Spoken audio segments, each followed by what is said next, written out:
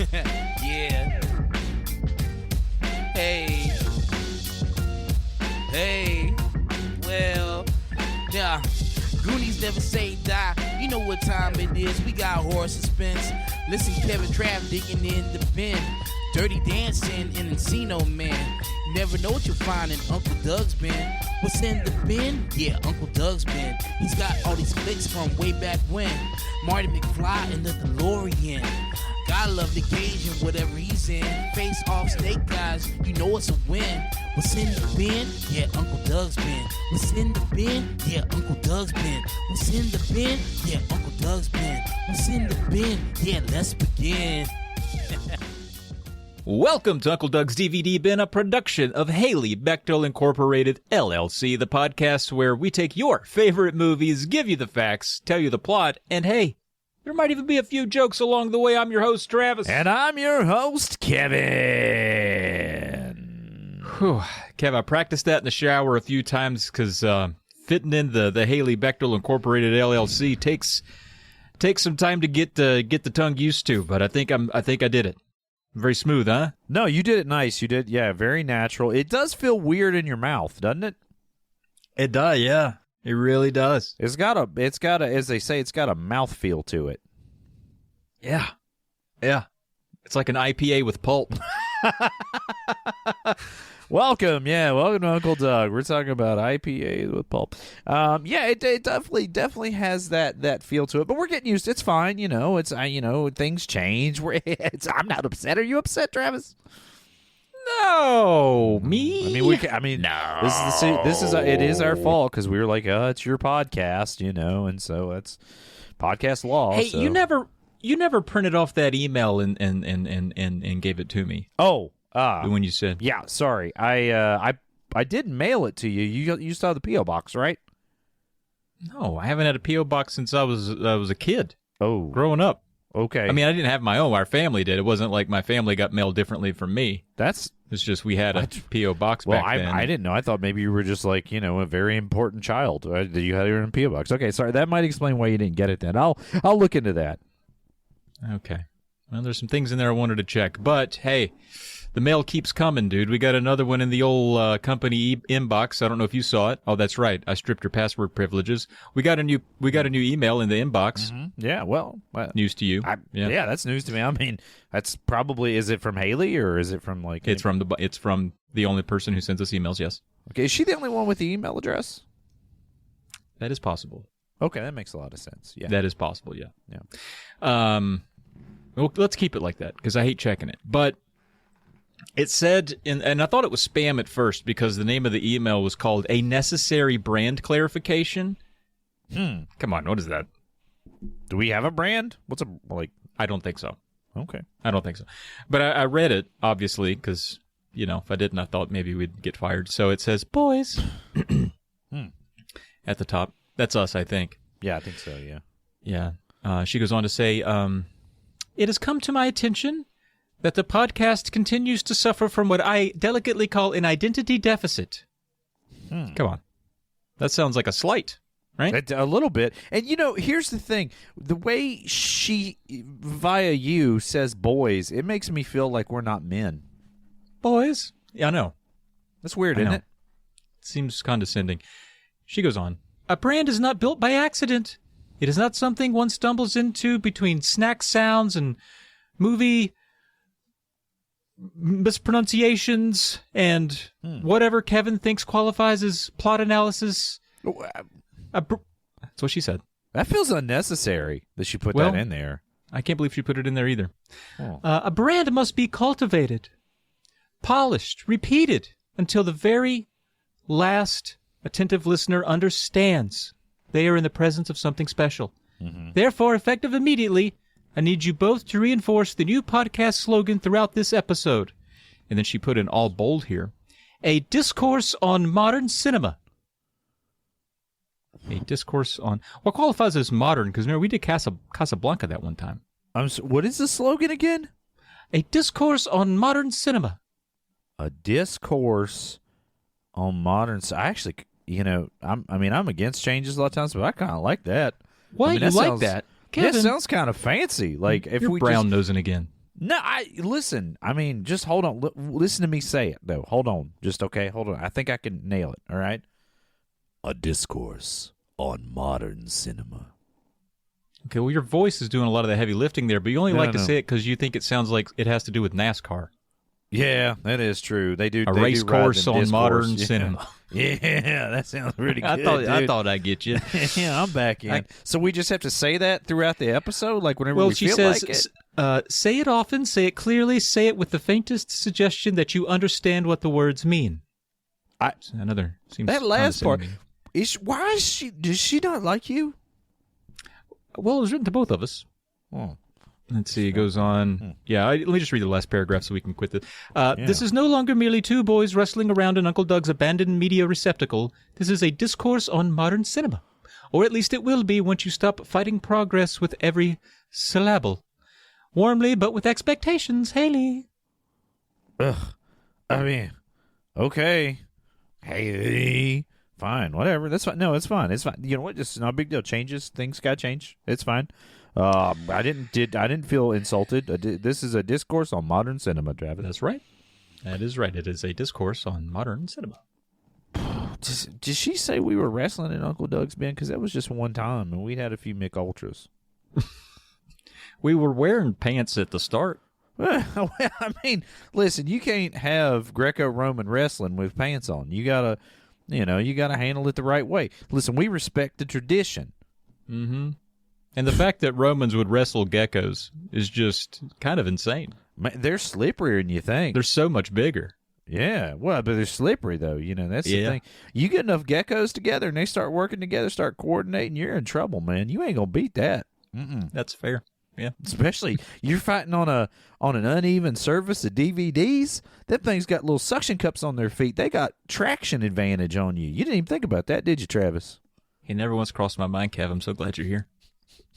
Well, me too. I'd worry about you in the wilds of wherever geckos live. Probably. Next time we're back at the trailer, let's do a little bit more gecko Roman wrestling because it is kind of fun. It is fun. I'll tell you what though. I think I aggravated my plantar fasciitis doing it last time. You did? What? You aggravated, so you already had it, and then you made it worse? Yeah, I made it worse. Like, it had kind of, I had a little lull in the plantar fasciitis, and then, boy, did it just flare right up. Whew. All right. Anyway. Well, I'm sorry about that. That's all right. We're finally, okay, last thing. I make sure we want to get this in. We have to do, for ourselves and the listeners, the meditative mental health moment. For the podcast. We're supposed to add that in. So, Travis, can you lead it this time? I feel like last time I didn't really know what I was doing. Yes, I will. But if you could just open your eyes, Travis. Okay. Okay. No, that you literally close them again. Open. Okay. Sorry, now we're good. All right. I closed them so I could really make sure they were open when I opened them. Okay. All right. I'm gonna lay a little factoid on you here about Young Guns. Okay, and then we're gonna do the meditative moment.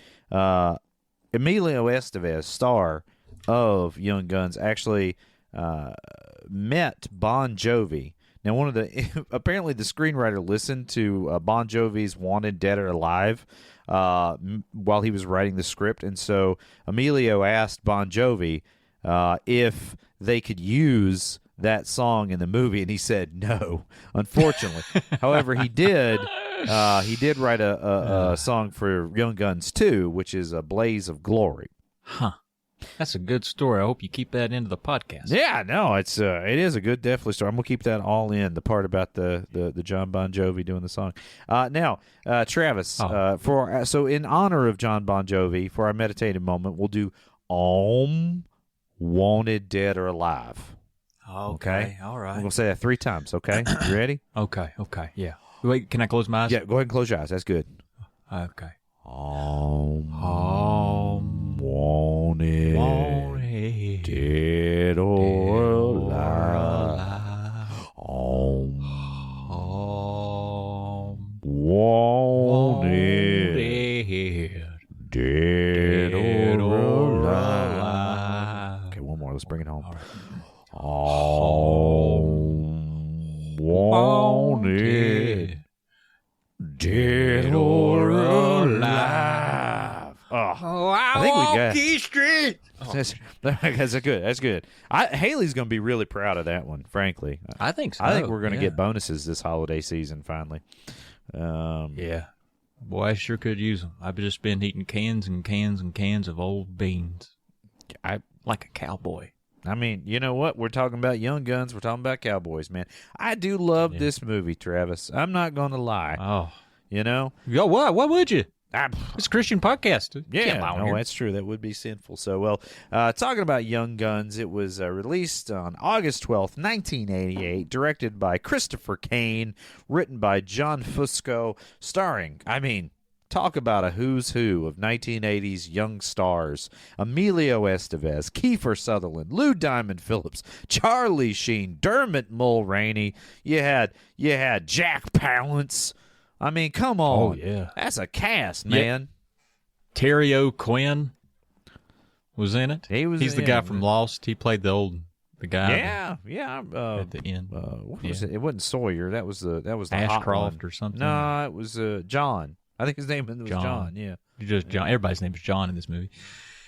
Yeah, this came out when I was 3 years and 4 days old, Kev. I just celebrated my birthday on 8/8/88, and my mama said, "You'll never have another like this." And I thought she meant I was going to die in the next year. Wow. Was your mother inclined to threaten you that way, Travis? It's just literal. Oh, just literal. You just very literal child. I see. I just wasn't right. That seems fair. Well, so I feared death mostly in my third year of life. When do you remember watching Young Guns as a kid? I remember watching it. I don't remember anything about it, probably because plots went over my head. But no, I do remember it, and I remember it being a big deal, and I will blame that on my older teenage sister. I'm sure it was a sort of a heartthrob movie for her and her generation. Yeah, I loved Westerns when I was age, and I know I probably watched this, but I had like a grudge against it because I'm like, it's just a bunch of cute boys in a movie running around. They're not real cowboys. They don't. This isn't like Once Upon a Time in the West. This isn't a Clint Eastwood movie. This isn't the Wild Bunch. I don't like this stupid movie. And then, as a grown up rewatching, I'm like, this movie's awesome, man. You got rock and roll music. You got gun fights. You got probably my favorite portrayal of Billy the Kid in all of cinema. This is a fun movie, Travis. Word on the street, it's one of the more accurate portrayals, if you can believe that. I have heard that. Apparently, the screenwriter just really, that was John Fusco, really was always interested in Billy the Kid. So, and I have some really good news. You got Young Guns 1. You got Young Guns 2. Yeah. Apparently, Emilio is working with John Fusco to get out a Young Guns 3. What? Yeah. I think it's going to be middle-aged guns at this point. I was going to say, it's going to be some old guns. Yeah, old guns at this point. But, apparently it picks up many years later, and where Billy the Kid, there was some disagreement if Billy the Kid was actually killed, and then he maybe took on another identity to escape, a lot of the heat from the police. So this supposes that that's correct, is apparently the premise of this movie. And he meets Pancho Villa and gets involved in the Mexican Revolution, which sounds awesome. Like, I'm in, dude. I'm so in. Yeah. All right, sign me up. They'll put that in the bin as soon as it comes out. Yeah, absolutely. Well, Travis, you did such an amazing job with the French Connection. Thank you. In the last movie. You asked me, you said, Kevin, will you stop doing the long-winded intro to 6 Degrees of Texas Chainsaw Massacre? And I respect so much what you did, Travis, that I am not going to do that long-winded intro anymore. I am not going to say that this is the segment of the podcast where we connect the previous movie to the current movie that we're doing, vis-a-vis actors that have starred in films together, a la 6 Degrees of Kevin Bacon, except it's 6 Degrees of Texas Chainsaw Massacre, because we first did it in the Texas Chainsaw Massacre episode. I'm not going to say that anymore, Travis. I'm so happy. I'm not going to say the thing that I just said again. I'm so happy to hear that. Actually, I was unhappy to hear most of that.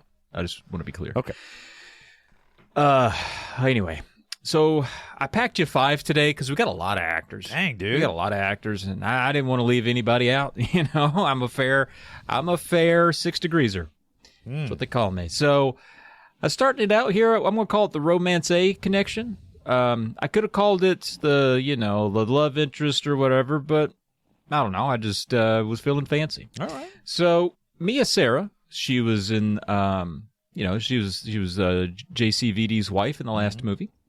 She was in Apprentice to Murder, which is a 1988 film starring Donald Sutherland. Hello. That's Kiefer Sutherland's daddy. Seeing if you was paying attention. With a one Rutanya Alda, don't know who that is, but they were in a movie called Gross Anatomy with Alice Carter, who plays Yen's son, the love interest of Kiefer Sutherland's Doc in this movie. Whoa, what a tangled web. And you got Donald Sutherland in there. So you had, really a Kiefer Sutherland connection if you count his, procreation. Yeah, his father. Yeah. Yeah. The lineage in that way. You're right. I'm then impressed. I got the lead badass connection. Whoa. Jean-Claude Van Damme, as we mentioned, was in Last Action Hero just a little bit. With Sharon Stone, who was in a movie called Bobby back in '06 about Robert Kennedy with the one Emilio Estevez. So there I connected the time cop to Billy the Kid. Hello. Dang. All right. Okay. I like that. I like what you did there. I like a But Sharon listen. Stone. I wish Sharon Stone was, still doing stuff. Yeah. Well, I tell you what she is doing. What's that? She's sharing 2 connections. Oh. Let's check this out. Oh, you went another one. You went double Yeah. Sharon Stone. My God, sir. Or How dare you? Again, she's sharing each of them. The nerdy one connection. All right. Now, listen. Okay. You remember Ricky/Richard in Time Cop? Is he the was like the creepy computer guy that was guy, watching the VR pornography? Yeah. The nerdy one? Yeah. That was played by Scott Bellis. Okay. And he was in a movie called Intersection back in 1994 with Sharon Stone, who was in a movie called Picking Up the Pieces in 2000 with Kiefer Sutherland, who plays Doc, who I will say is the nerdy one here only because he's very good at reading and writing, and the rest of the cowboys think that's weird. Because he writes poetry. That's it, yeah. He writes a little bit, he's a little nerd. A little nerd. He's a little man. Not to get too far afield of what we're doing here, but man, Kiefer Sutherland has been in some iconic roles, hasn't he? He was like Lost Boys, Doc, and Young Guns, Jack Bauer. Come on, dude. He's in that one where he's a creepy guy following people around in like a Jeep Cherokee. You seen that? Yeah. What's it called? Yeah.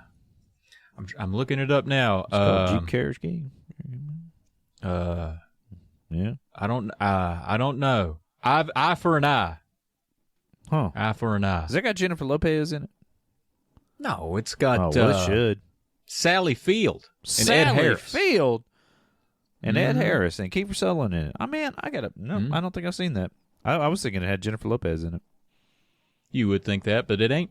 I'll be darned. All right, so that was a nerdy one connection. I got 2 more here real quick. I got the Lawman connection. We've had a lot of law this season. A whole lot of law.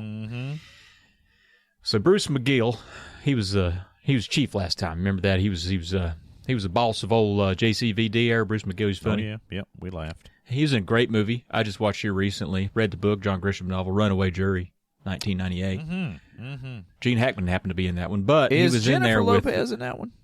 She ain't in that. Oh, no, she ain't in that I must be thinking movie about at all Tom either. Cruise. He ain't in Runaway Jury at all either. No, it's not him at all. Oh, okay. Different guy you're thinking of. Yep. All right. But he was in Runaway Jury directly with Danny Kamen, who played Sheriff Brady in this movie. I did Chief to Sheriff directly. Oh, man. Boom. That's impressive. You're doing nice Chief work here, dude. To Sheriff. You bring Thanks, a lot to this. You know what? I'm gonna talk to Haley about making sure you actually get your Christmas bonus this year. What do you mean, actually? You make it sound like I should have gotten one this past year, but didn't get it for some Oh, reason. yeah, no, we get Christmas bonuses every year. Have you not been getting yours? No, I don't. No. Huh. That's interesting. I'll talk to the guy. Yeah, talk to that guy again. Okay. Thank you. I got here's the last one, all right? We got the bad guy connection, all right? I know you're going to like this one. We got Ron Silver, old Senator McComb. He was in a movie. This is actually a movie. This isn't just the festival itself. He was in a movie called Festival in Cannes in 2011 with a Faye Dunaway, who was in Back When We Were Grown-Ups with the one, the only Jack Palance, who plays one of the most iconic character actors in terms of villains, just with them high cheekbones and that creepy grin. Love me some Jack Palance. Oh, man, I love Jack Palance. Yeah. I was thinking him as... Ron Silver would be so excited to know that his name was uttered in the same sentence with Jack Palance.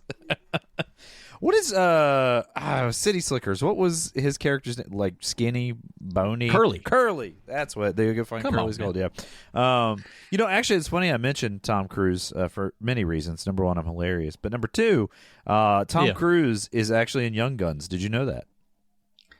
I was aware of it. I watched the movie and completely forgot to look for him, and looked up an image of it and realized even if I had looked for him, I would have never recognized him. They slapped the biggest, phoniest mustache and mutton chops on him you've ever seen. So if you didn't know Tom Cruise is in this, apparently he was shooting something in the same, at the same time, and was near the set, and they're like, hey, you want to be in this? He's like, yeah, that sounds like fun. So he's in the shootout at the end of Young Guns, so you can find that little Easter egg as you go through there. So yeah, they used the mustache to cover up that middle tooth.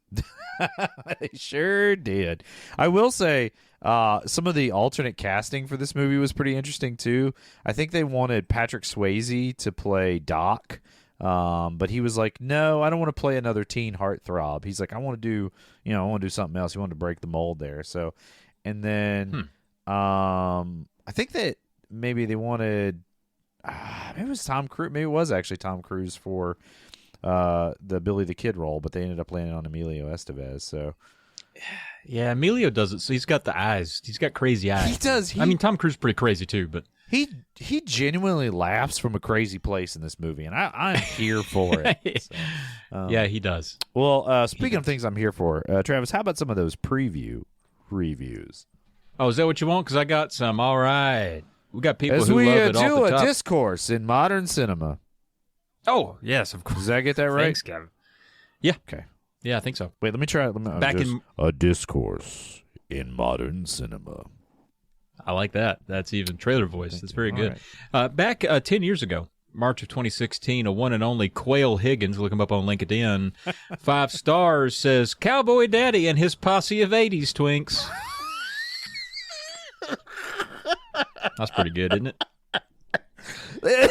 Shut down Letterboxd.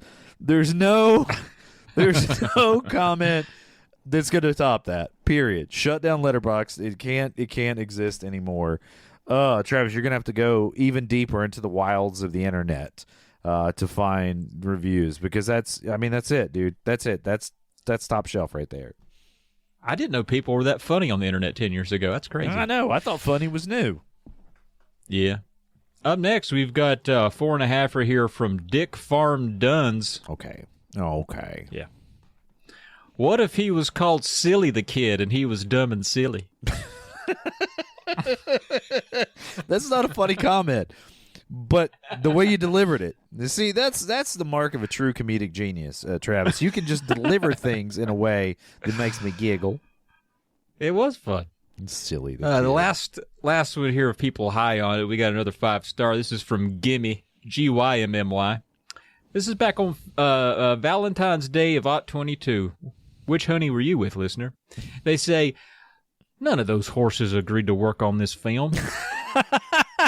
Yeah, man. The poor horses in this movie, you can see, especially like the New Year's Eve scene when they're all at the party and everybody's just firing off guns. The horses that are tied up are like, no, I don't like it. And there's one scene when they're tripping on the peyote, and I think it's Dirty Steve fires his fake shotgun right next to his horse, and his horse is like, ah! You're like, God, why are you doing this? Why are you doing this to these horses? All of the horses that were spared in Time Cop really got it here. They really did. Yeah. I want to say a couple of them probably got shot for fun in the making of this movie. Oh, hey, no. Listen, they were shot specifically to make glue, dude. It's an important commodity. It's what holds our modern society together, really. I'm against it. I'm against it. I don't think you should waste good horse flesh. But I will say, if you're going to do it, You need to use every part of the horse because it's the only respectful thing to the animal. I'm going to get it. No, yeah. You should Yeah, treat for the sure. horse. My neighbor actually had a pet horse growing up that they didn't take care of, and I took care of that pet horse. His name was Star. What do you mean you took care of it? They no, I didn't take care of it like I turned it into glue. Like I fed it and I brushed it, because they never fed It was still this alive? horse. Yeah, it was still When you were alive. doing that? Yeah. Okay. And then one day I came home from school and the horse was just gone, and it turned out old man Radford sold it. Huh. And he didn't even like that horse, but I did. I loved that horse. Well, that's why he sold it, To break my heart? because he didn't like it. Oh, Well, he didn't like it. I wish he. We support. We had to use horse teeth for Legos. But he never fed the horse, so I don't know how he never said, "Why is this horse not died from starving to death?" How Well, is it's 'cause this you horse were still... feeding it. I know, but he didn't know I was feeding it. Or at least if he did, Maybe he just thought it was a magic horse that never got skinny. You think he charged extra for it? Yeah, he's like, I got a magic horse. They don't even have to feed it. Anyway, broke my heart, Travis. Broke my heart. I hope that horse is all right out there somewhere. They don't live forever, yeah, Kev. I know. It's probably long. I think they live 30 years. Yeah. They live up to 30, so it might still be around. Well, you do the math. All right. This next one here, we got a 3-star from a Jeremy Hall. I think we've read a Jeremy here with an X. I believe we have. This is back in Ot 24 here. This movie does for peyote what The Hangover did for roofies. A who's who of 80s young actors in a Western about Billy the Kid. I don't like that. I don't like that sentence. I don't like that sentence at all. From what I've read, it said that this is the most accurate Billy the Kid story out there. Quote, so you get 3 or 4 good pals. Well, then you got yourself a tribe. And there ain't nothing stronger than that. Billy the Kid. Wow. Now that's a true discourse on modern cinema right there. Mm-hmm. Yeah. I said the thing. You did, and no, I appreciate it. You got to help me out here, man. I can't do it all. I can't lift everything. No, I know. 5 years ago, Maine Leo gave it a 2.5. Mm-hmm. Said, I think I much prefer when Westerns aren't as cheerful as this one. My kind of Westerns are gritty, dirty, and ambiguous. This is like an all-star cast trying to bring the themes of other genres to the Western, but it never achieves that goal. Still, there are some pretty great sequences, mostly when the film forgets it's dealing with stars. I mean, yeah. I would argue the Western at this time, it was your dad's thing. It was my thing because I loved Westerns, but it was considered, dead. People didn't like Westerns anymore. This movie brought Westerns back. I don't think a great Western like Clint Eastwood's Unforgiven or the Metallica song, for that matter, gets made without this movie being made and getting some interest back in Westerns. It just doesn't happen. Interesting. All right. And now that's I would love to a read discourse on modern cinema. Yeah. I was going to say I would love to read your Western chapter in your book titled Discourse on Modern Cinema. Nice. All right, here's a real grumpy one here's a 1-star from Amber Atkins last May. Look her up on LinkedIn. Were the producers high on peyote when they agreed to finance this movie? This is the only explanation for how this truly awful Western movie starring members of the Brat Pack ever got made.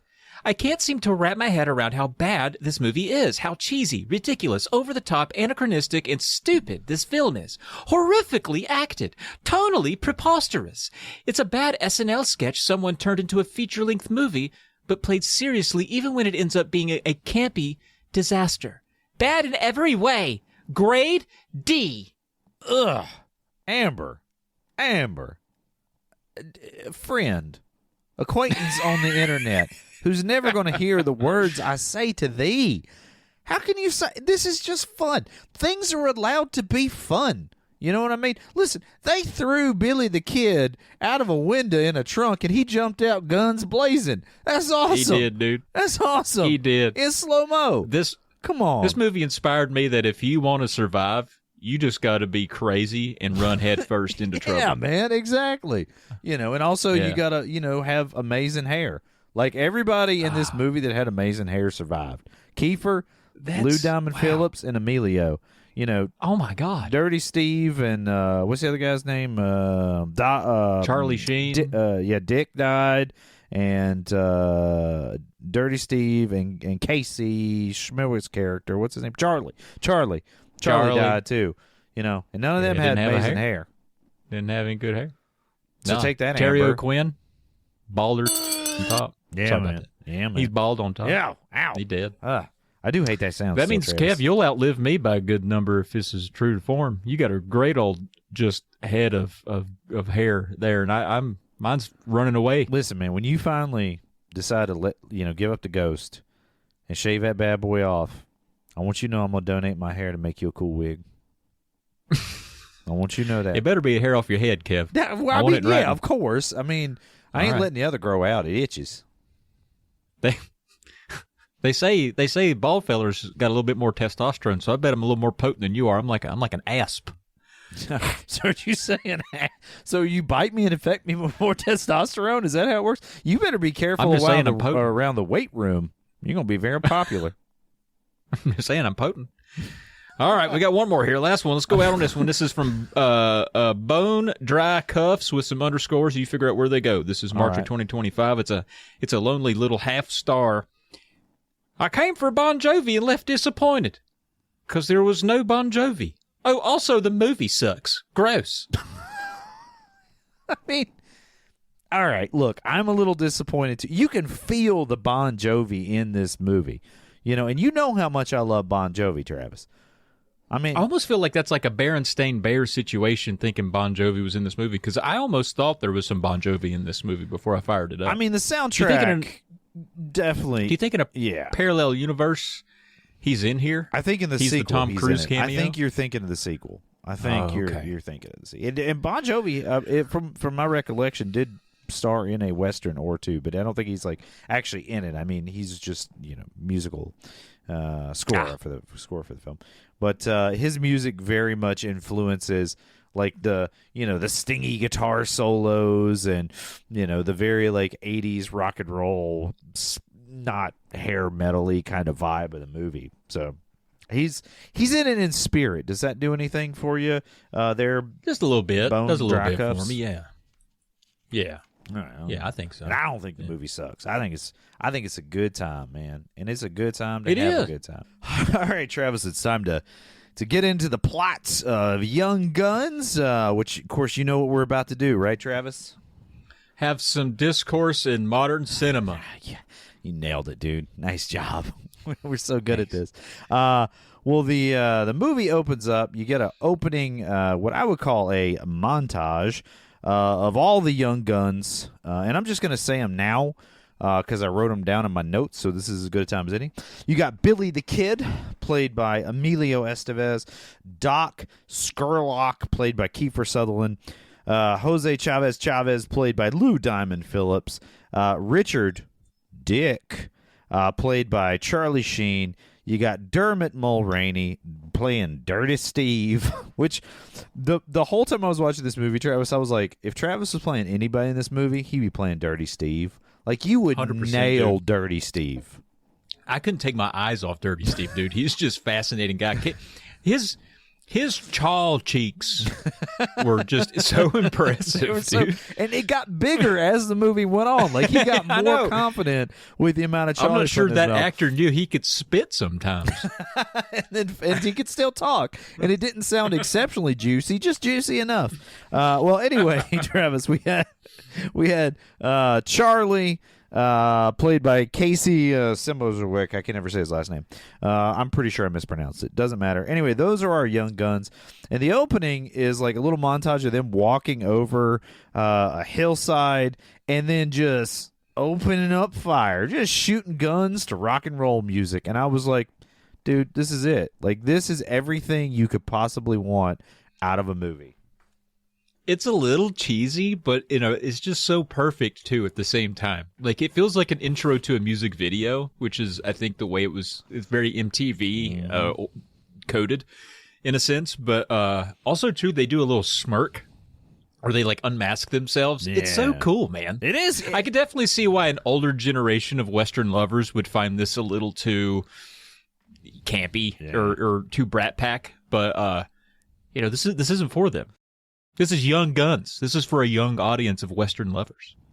All right, so in due course, revealing themselves, and they all start shooting, and we of course get the title card, which is framed with their silhouettes in a dusty New Mexico. I'm going to say morning, probably, maybe afternoon. Who knows?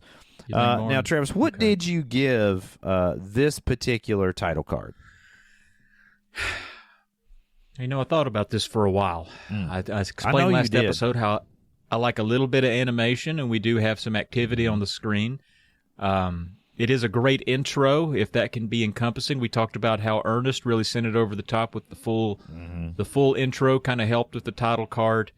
Even though this is a little cheesy, and I think the effects that they used here look kind of bad, I still like it. I'm going to give it a 4 out of 5. Oh, man. I actually thought, Travis, between the two of us, I was going to come in low on this one.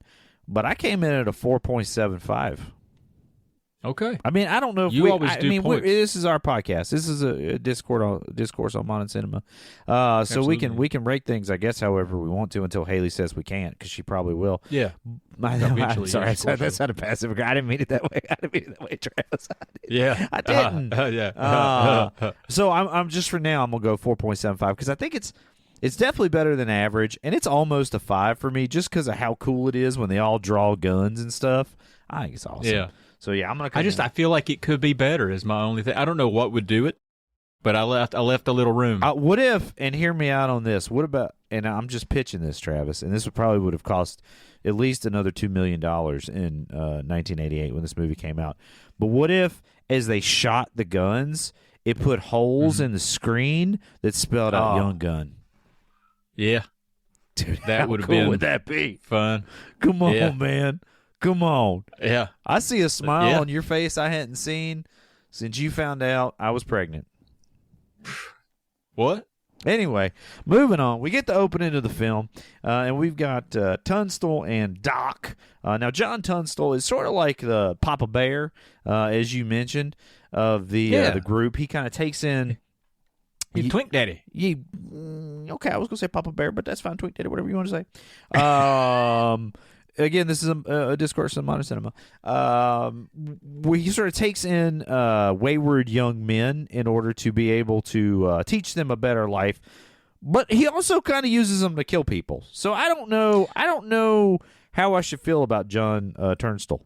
I like him. It's like a halfway house for guys that really want to murder other guys. It's like if you're in between murdering guys, you can stop here for a little bit. It is an outlet for I'll teach you how to read right. We'll teach you how to dance with a lady. He does. Teach you how to do hog raising. He does do all that. You're right. I guess maybe not so bad. Well, him and Doc are in town. Doc, played by Kiefer Sutherland, are enjoying, and Tunstall, all I can see is like General Zod from... the Superman movie with Christopher Reeve, because it's the same actor. But anyway, it's John Tunstall. Yeah. And they're enjoying town, and they kind of joke about getting a whiskey, whatever. And then a ruckus breaks out, Travis. And that ruckus is Billy, William Bonney, Billy the Kid, running away from the local authorities. He's gotten himself into some trouble or another, and some awesome 80s guitar music is playing. Sounds so good. And he finally hides in with the cattle, and Tunstall and Doc slide up beside the cattle pen and say, hop in a wagon, we'll get you out of town, so they escape, and they head, Travis, as you always like to say, they head back to the ranch, don't they? Oh yeah, back to the old homestead.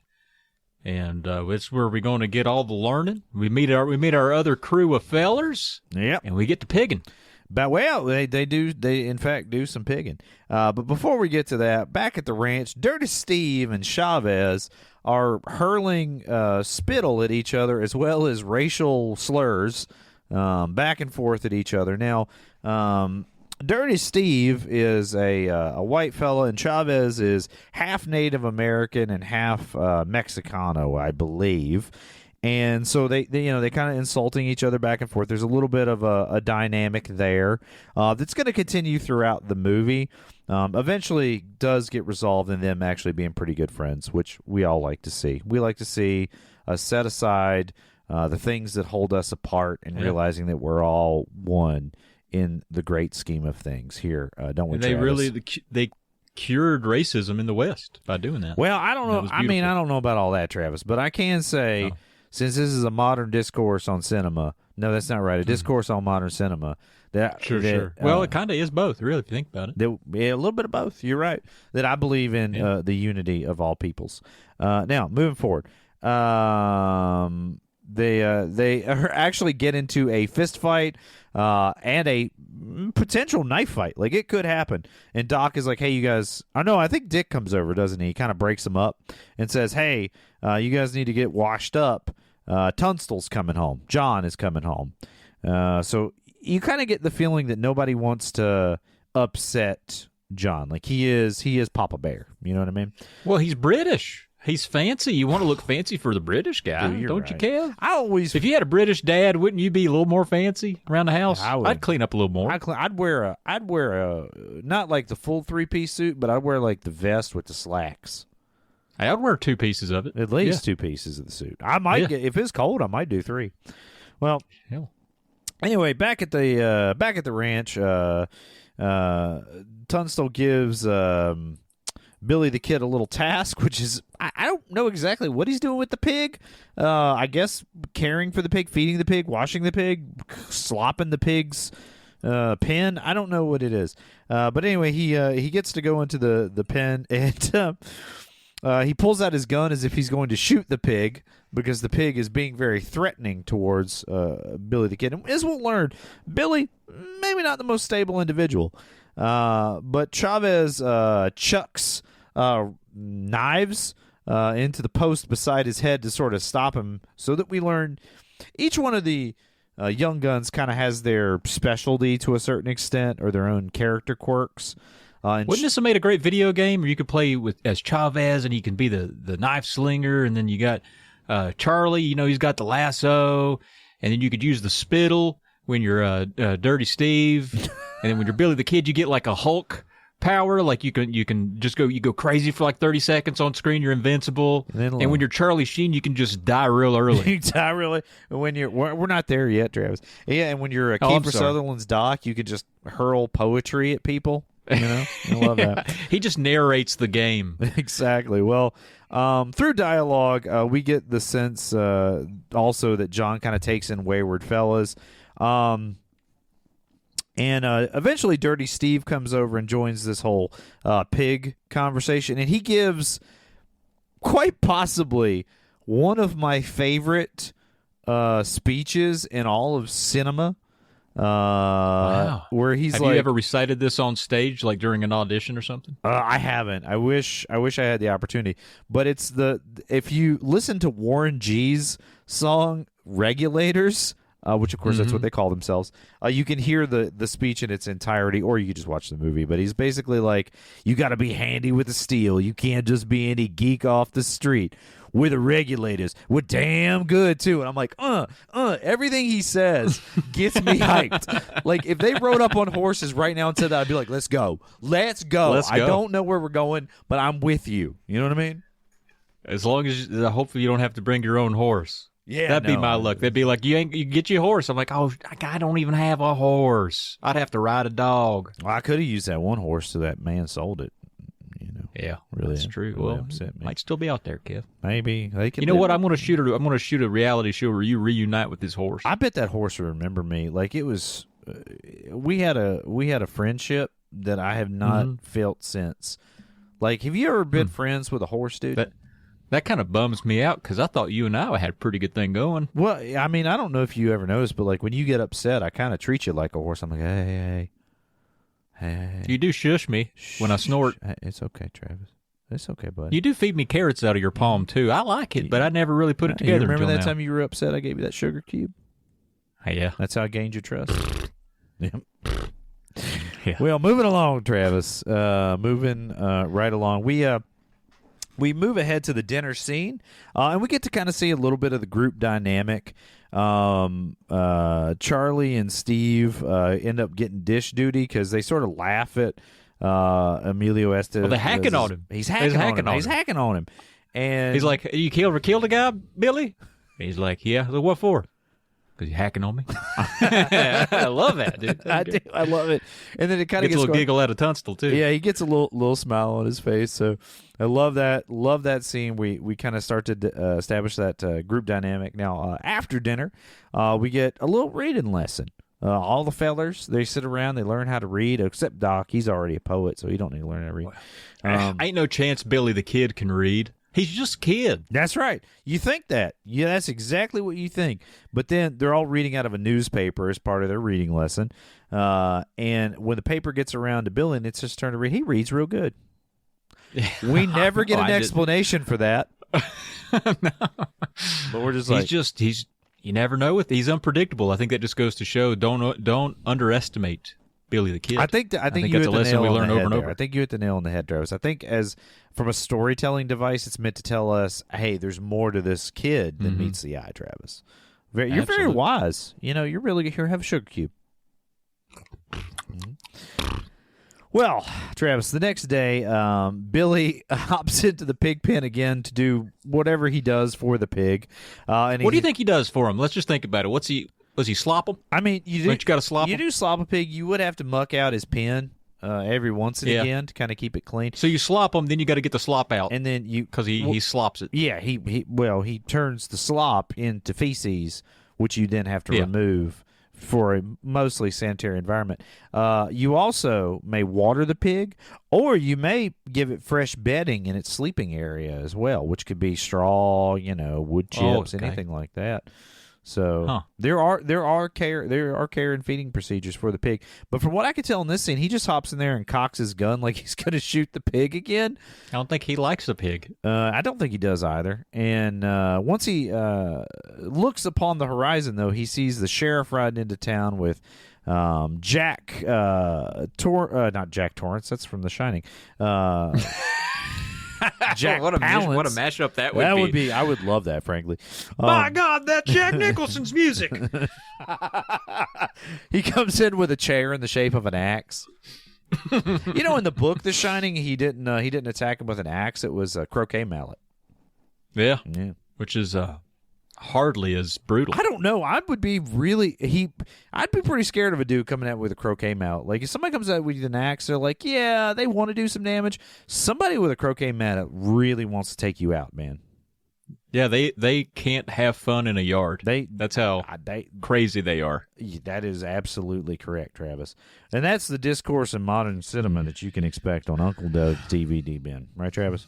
That's right. Heck yeah. Well, anyway, Murphy and the sheriff ride up, and essentially we find out that Tunstall and Murphy are both up for a beef contract with the U.S. government, and Murphy's kind of bringing up some false charges about Tunstall, like he stole some stuff or whatever, and they kind of taking my property. Yeah, taking my property. He's like, I'd take your property. You're stupid.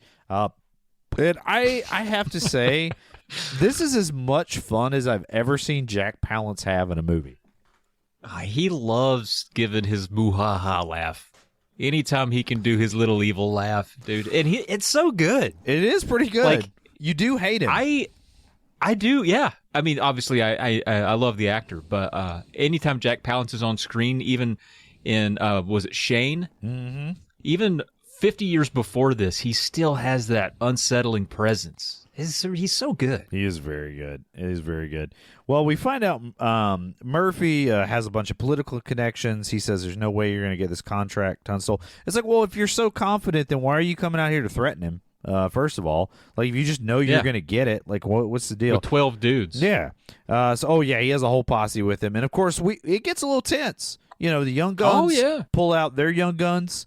And, the bad guys, the posse, the sheriff's posse, pull out their guns. Dude. Poor Billy's hiding in the pig pen with his gun out because he's like, oh, man, I'm not going to let him get me. It gets a little tense, doesn't it, Travis? Guys pull out their guns and cock them at guys' faces so much in this movie. Too much. I'm like, how is no one, like, retaliate? Like, if someone did that to me, I'd immediately shoot back because I'd be like, oh, I've already been shot. Like, I would have already thought they shot me. But people have a lot of restraint. And also, they fire a lot of guns willy-nilly, which I don't think happened as much in the West because I'm pretty sure bullets weren't as cheap as you might want to believe. Well, fun fact about this movie, It wasn't a super safe set. They actually improv'd a lot of the fight scenes, which is a terrible idea when you're firing blanks. Just FYI. Here's another terrible idea. Some props person decided to mix up some plaster to put on the blanks that they were firing out of the guns to make them louder. It did work, but it also fired plaster at everybody on the set, and they ended up having to stop this shooting for the day, both camera and gun, in order to address some of the injuries that had occurred because of this particular brilliant idea. So, not necessarily the kind of film set you want to work on. I think I would like to say things are safer now, but I think we've talked about that set with Alec Baldwin where they just loaded real bullets in the gun. So, well, you'd like to think now it's a little safer. Now it's safe, so much safer now. But I like how Tunstall had seen Billy in the pig pen all along. He thinks he's hidden, but you can't get one past the old British guy, the old crony. No, sir. No, except for the huge posse of 50 guys that ride up behind him and shoot him later in the movie. He missed them somehow. Okay, yeah, we're not there yet. I think he sent the boys away because he knew. He knew deep down. He heard them. I think he knew. Yeah. Might have just tried to ride away, though. That'd have been smart of him. Anyway, McCluskey. We're going to meet McCluskey. He rides up to the ranch. He kicks a chicken. And immediately, sus. Yeah, you're like, man, why does this guy kicking chickens? That's weird. Was he hate chickens? Yeah. So he knocks on the door of Tunstall's bunk, and he says, hey, I'm looking for a job. Murphy fired me because I called him a big fat pig. And we're like, hey, easy, because Emilio's got some real issues with that. I'm sorry. Yeah, don't be flinging that around here, bud. Don't be saying that. So he, Tunstall being a pretty decent dude, he goes and hires him right up. He says the bunkhouse is over there. Do you think that he should have been a little more skeptical of a guy coming from the other team, like no questions asked, just lets him join? Yes. Because he seemed very easygoing about this. I was like, maybe he's got something up his sleeve, Maybe Tunstall's a play ahead. I don't think he was. No, he was not. He absolutely was not a play ahead. He should have been. He should have checked references. He should have had at least a 30-day waiting period for a new hire. He could have said, no, go find another halfway house for guys who kill guys. Yeah. I'm full. But, it is a difficult labor market right now, Travis. I'm a little bit in a war with your former guy who takes care of guys who kill guys guy. It just seems like not in my best interest. Well, next scene, Travis. We get a little montage. Billy gets some new clothes and he twirls his guns around. Showing that, like, hey, Tunstall's taking good care of him. Then he climbs on a roof and he shoots a bucket to scare the other can't fellas. Do that. They can't do that. Again, you can't be doing that. Hey, well, I mean, they're already throwing knives in the bucket. My major problem is he shoots directly over their heads and could have easily shot one of them. So I have a problem with that. But he is Billy the Kid, so I guess he's a good shootist. So. Next scene after that, Travis, moving around. It's a little quick montage. We're gonna arrive at the New Year's party in town. By the way, funny story. I knew about the Lincoln County War from having read books and that sort of thing. Oh, you read books? Yeah, as a kid. I always thought it was in Lincoln, Nebraska. I did too. Where is this? It's New Mexico, man. It's in Lincoln County, New Mexico. That's right, New Mexico. So, I was like, I did not know Nebraska was so doggone dusty. And then I looked it up. I was like, that's not. I was wrong about this whole time. So, anyway. wrong one. Ignorant of American history. But there's a montage. It's a big party in town happening on New Year's Eve. Everybody's dancing. They're having a good time. Tunstall talks to Alex. John Locke from Lost. That's the right. character Terry he O'Quinn. plays. But in this movie, Terry O'Quinn plays Alex, Tunstall's lawyer, and he kind of talks about Murphy basically having this corrupt ring of politicians and the whole political corruption. How he needs to see the governor, whole 9 yards. And he said, I need to take care of myself because who would look after my boys? Travis, who would look after his boys? I guess a bigger boy. Maybe Charlie Sheen's character, Dick, could do it. That's a gist. I don't know. Yeah, that might happen. I'm just rattling off ideas. You're just spitballing. I get it. Well, during the party, Doc sees the love of his life, Yin's son, and played by Alice Carter. Played by Alice Carter. That's right. We know that from earlier in the show. You did a good job on that, everybody. Travis. Nice Thank callback. Thank Very you. well done. Appreciate you. That's you know what that is, Travis? That's a good discourse on modern cinema. Bet Dude, we're doing it. We're doing it. You and me, man. You and me. We got this. No matter no matter what hurdles get thrown in our way, we somehow seem to sort of jump over them and kind of fall at the same time, but then get back up and keep running. That's you and me, man. And that last part's the most important part. Yes, we keep running. Yep. Well, Doc sees Yin's son, and he goes over and he asks Murphy, who apparently appears to be her guardian or something along those lines, if he'll allow a dance.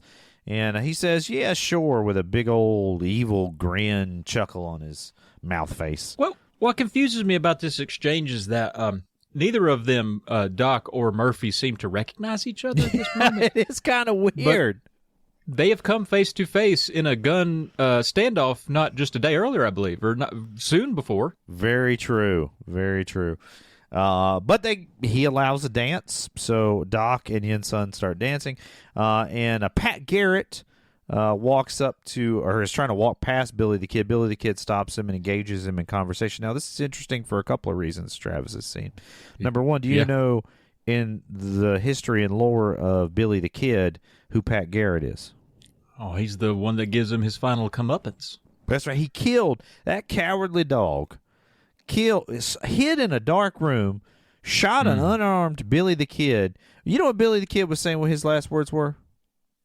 Boy, it sure is dark in here. Well, I mean, before that, he said, "Quién es? Who is it? Who's there?" And then, bang! He shoots him in the heart, unarmed. That coward Pat Garrett. But do you know the actor that plays Pat Garrett in this? Do you know who his father is? Thomas Edison, inventor of the light bulb. Very close, Travis. John Wayne. This is John Wayne's son. Oh, John Wayne's boy. Yep, John Wayne's son plays Pat Garrett in this. So John Wayne's son killed Billy the Kid. Yep. That's crazy. That's a crazy connection, isn't it? Man, you ought to put me on 6 Degrees of Texas Chainsaw Massacre. You know, that's the part of the podcast. No. All right. It's fine. I won't do it. Well, anyway, he meets Pat Garrett. It says that he wants to be bigger than Pat Garrett, which I think he accomplishes in the end. Quick, I guess at this point, Pat Garrett's reputation precedes him. Is he known as a good a gunfighter in the West that Billy the Kid aspires to? Because he eventually becomes a lawman, right? He's a lawman at this point, yeah. Or he's been a lawman in the past, yeah. So, I wasn't sure if he was outlaw turned lawman, which it doesn't seem like an arc that would happen, but I was curious. Oh, no, there are a ton of those. There are a ton of outlaws turned lawmen. In fact, we'll touch on one as we get deeper into the film. We'll I don't want to describe his. Well, you know what I mean. I meant touch on his story rather than him personally. Well, anyway, Doc is still dancing with Yin's son, and he's starting to spit some poetry at her. And this is where he confesses. Have you ever done that? You ever been out on a date with a girl and you want to impress her, and you just like, I'm a poet. You know, I'm a poet. I just recite Tool lyrics, which aren't at all romantic. You just stink fist? Is that what it is? Yeah, I do a little stink fist, maybe a little. Why can't we both be sober? You know, why can't we be sober? Yeah. She's like, well, you bought the wine. It's like, no, I'm. It's fine. Don't worry about it. I'm a poet. It's a Tool song. Yeah, I'm a poet. Well, Murphy interrupts their dance, and once he remembers who this gentleman Doc is, and he says, hey, when your boss crawls out of town, tell him not to leave a slug trail, which is... That's pretty good. That's pretty good. I got to give it to him. I got to give it to Murphy. I don't like Murphy, but I got to give it to him. That's pretty good.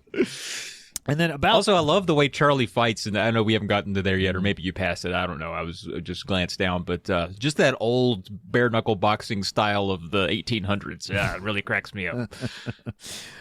Yeah, we're almost there, Travis. We're almost there, D3. Sorry, I got excited. I know. I get excited too about fisticuffs.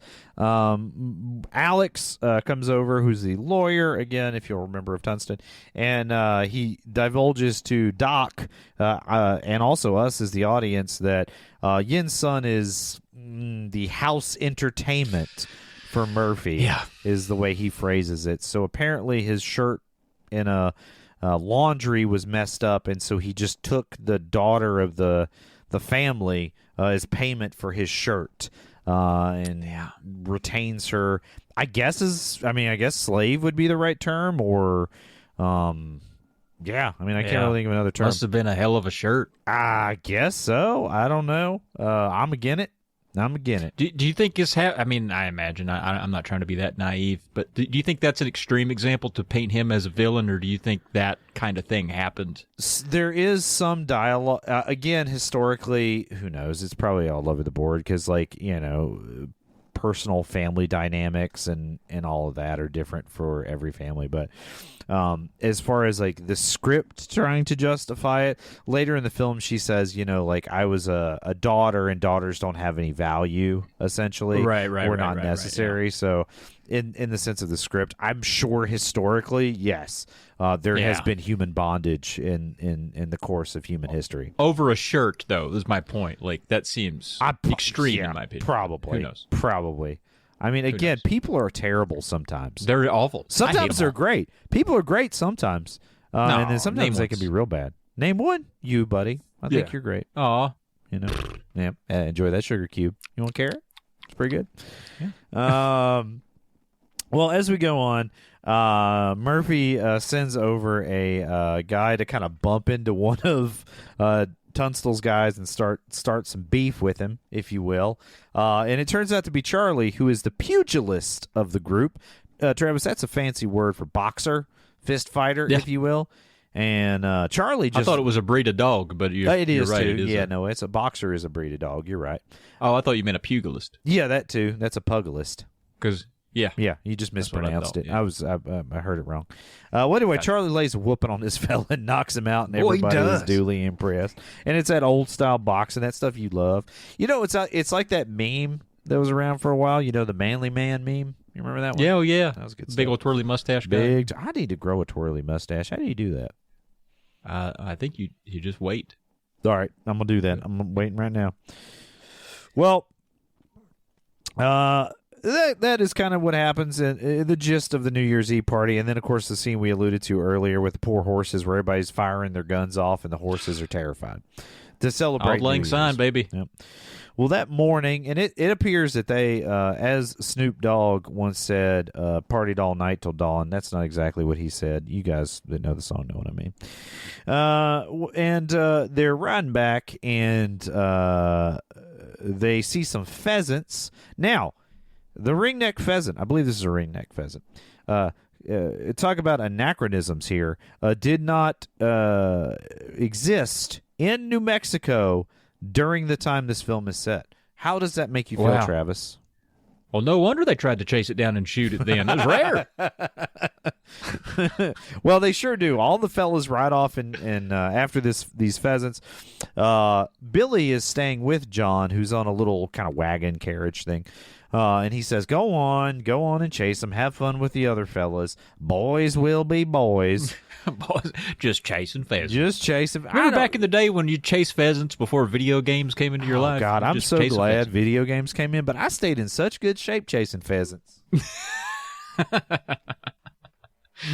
They are faster than you expect, Travis. I bet. That's why they took 6 guys on horses at one. Well, alas, those pheasants lured the fellas off, so they have no chance to defend Tunstall, and he dies in the most dramatic fashion I think I've ever seen anyone die. He, stands up in the chariot as they're firing guns at him and levitates off of the chariot like some sort of messiah and falls to the dirt. It looks like the Undertaker entering WrestleMania. But after he sits up out of the coffin. You're exactly right. It has the same. It looks so weird that I wonder if they did anything with the film to make it seem sped up or slowed down or whatever. It's really a weird scene. But anyway, but there's so many dudes, you would think Tunstall had to hear them before. That's what I'm saying. He had to have heard them away. riding up. It's 27 guys. You're where did you not? All right, he was drunk. He's still drunk from night 4. That's what it was. But I was wondering though if that's why he sent them away. He's like, boys, go get the pheasants, because he's they're outnumbered. They'll all get murdered if we all stay here. But he literally retains them to shoot off people that try to attack him. So I feel like I don't know. I'm just trying to find Dylan taught me how to plot spackle. I'm still getting good at it. I ain't got it down yet. Yes. Please write Dylan some correspondence. I don't know if you got enough stamps these days to get a letter to Canada, but I would like to know what he has to say about this particular scene. Well, anyway, he ends up dead, and we bounce to the funeral the next day. Dick's reading the funeral rites, and everybody's real sad. Now we move to the next scene where Alex wants to get the murderers, but the sheriff is obviously one of the murderers. Like it was his posse, his crew of guys, so he can't do that. Tough. We know the sheriff is corrupt, so he goes to the justice of the peace. And he's Alex again, the lawyer. I don't know if I mentioned that. He's Tunstall's lawyer. He basically says, deputize the young guns. All right, this crew of dudes, you need to deputize them, and they can go get the bad guys. He's like, I'm not doing that. He's like, well, then you tell them. And he looks at me. He's like, hey, they seem kind of worked up. I'm gonna go ahead and give them guns and badges. That'll be fine.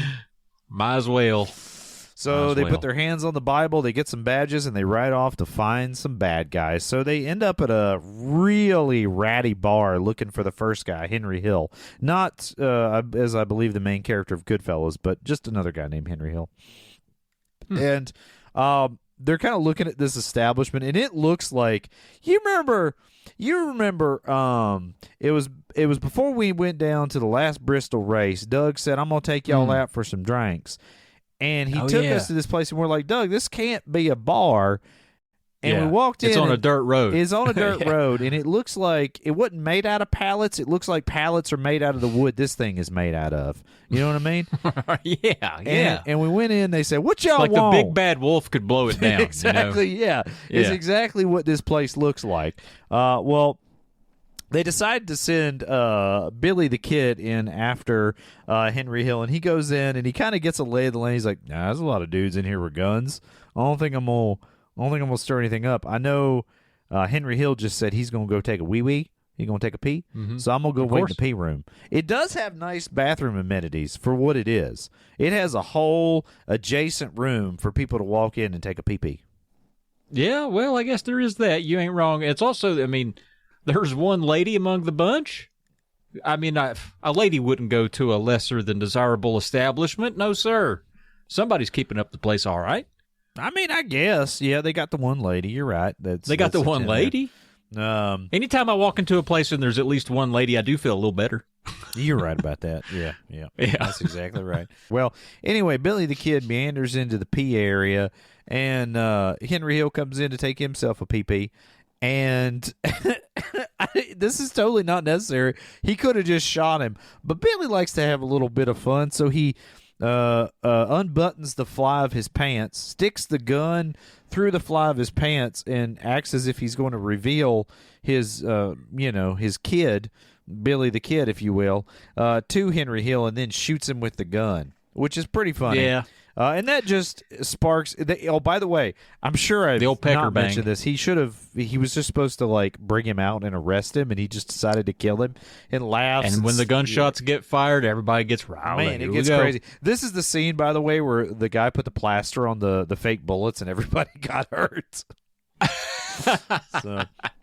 And apparently in this scene, too, the big shootout, again, they kill Henry Hill. There's a big shootout. Guys are coming out. They're capping him, and then they kind of ride off. Apparently Charlie Sheen had a very hard time controlling his horse, and his horse just went bonkers during this scene, too. Because of all the plaster and loud guns, maybe? Most likely. They I think they said they sent the cast to a 6-week horse camp to learn how to kind of ride horses. You could tell everybody rides the horses fairly well. Sure. For the most Charlie part. Sheen. Yeah, he was the one that had the hardest time. Well, anyway, the regulators ride off into the dusty mid-afternoon. The next scene is kind of in a back alley of town, and they're reading the paper. And in town, when they're reading the paper, it's basically hyping up Billy the Kid. He killed all these guys by himself, and he's the captain of the whole crew. I don't know that it necessarily sits right with Dick, does it? No, Dick don't like it, but Dick, outside of the movie circumstances, kind of a boring character. Yeah. Yeah. So I'm like, you kind of, come on, Dick. If you want yours, you're going to have to be a little bit more of a dick. Well, they probably, and I think we've spoiled this already. They probably looked, a few pages into the script and like, yeah, we're gonna kill him off anyway. We don't have to develop him as a character. It's fine. That's true. That's true. It's kind of wild to me because Charlie Sheen is one of the more recognizable faces amongst the lot. I don't think he makes it through half of the movie. Dude, how cool would it be to do a movie like this with your brother? Like him and Emilio. I thought about that. Had to have so much fun doing this. Or do you think there was a little bit of animosity? It's like, well, my character is the hero, or not really the hero, I guess the anti-hero, and here's Daz at minute 38. I'm telling Dad. Martin Sheen's like, I'm doing Apocalypse now. Y'all hush up. And do a real movie for a change. And this is just me spitballing. If I had a brother that I was doing a movie with and I was in Charlie Sheen's role, I'd be like, this is so cool. Like, this is just so cool to hang out with my bro and make a movie and ride horses and shoot guns and stuff. Like, this is awesome. How would you feel about it? Cocaine. I know you often apologize for your brother. How would you feel about this if you and your brother made a Western together? I would be like, dude, that was crazy that you were acting. You knew how to read. Got him. You got him. You got his ass. Well, moving along, Doc sees Yin's son walking down the street, and he runs out and gives her some dead flowers. And she's trying to get past him, and he kind of gets mad and yells at her. And he's like, I'm sorry. You tell your boss that we're going to kill him. Or not your boss. You tell your custodian or whatever, your guardian, we're going to kill him. Like, all right. Tell him that, okay? He actually says something worse. I'm sorry, I wrote down in my notes what he says. He's like, you tell Murphy's going to get his house cleaned, and we're not going to be pushovers like a little China girl. I'm like, dang, dude. Yeah, come on. Settle down. Come on. That's not going to win you any hearts. But then immediately he runs away in terror because the sheriff's riding down the street. So he ends up back in the alley. Well, next scene, they head down to the river. Two of Murphy's men are kind of tracking them, and the young guns ambush them. I guess, I don't know, maybe they knew they were on the trail, whatever. They lead them down, towards where the river is, and they kind of ambush them. So they disarm them. It's two guys. And Dick wants to take them in, but Billy, he wants to, kill them. He just wants to shoot them dead. And this is where we start to see a little rift amongst the young guns, particularly Dick and Billy. And he essentially, at some point, Dick says, here's where we're going to take them. And McCluskey, now remember, we're suspicious of him. He came from Murphy's crew, says, oh, no, we shouldn't do that. We should take them the other direction. That'd be the good thing to, let's go that direction. Nothing bad can happen if we go that direction. And he's a little sus, ain't he, Trav? I don't feel good. I don't feel good about him, Kev. I don't feel good about him at all. Now, he's shown some moments of goodness. When the fist fight broke out back there at the New Year's party, he seemed like he was really in Charlie's pocket on that. He wanted the other guy to get his comeuppance, and I thought, well, maybe he's our guy. But then here, I'm like, I don't know. Now, Billy was suspicious, but Billy's the kind of guy, he gets suspicious, but he's very sure of it. He's so suspicious, he'll kill him up. Yep. I wasn't quite that suspicious. I was like, maybe we don't trust him, but we don't shoot him yet. Yeah, Billy disagreed with you. He walks over, and you think like, oh, he's going to shake his hand. He's not actually going to shoot him. And he shakes his hand, then he shoots him in the head because he's suspicious of him. He's like, I saw what you did. And Emilio, to his credit, plays Billy the Kid, because Billy was very impulsive, plays him fantastically. Like, I cannot understand why Amber Atkins says this movie isn't acted well, because she's not smart. I agree with you there. Look her up on LinkedIn. I did. You'll know. I did. That's why I've cost her 3 jobs at this point. Yeah. Anyway, the point is, I think Emilio is great in this movie, and he's plays wonderful. He plays him very impulsively, and he shoots McCluskey in the head. The other two fellows try to flee, and they get gunned down, shot, and stabbed in the back in some cases by Chavez. Yeah. And It's great, too, because he shoots him in the head. You get some blood splatter on Kiefer.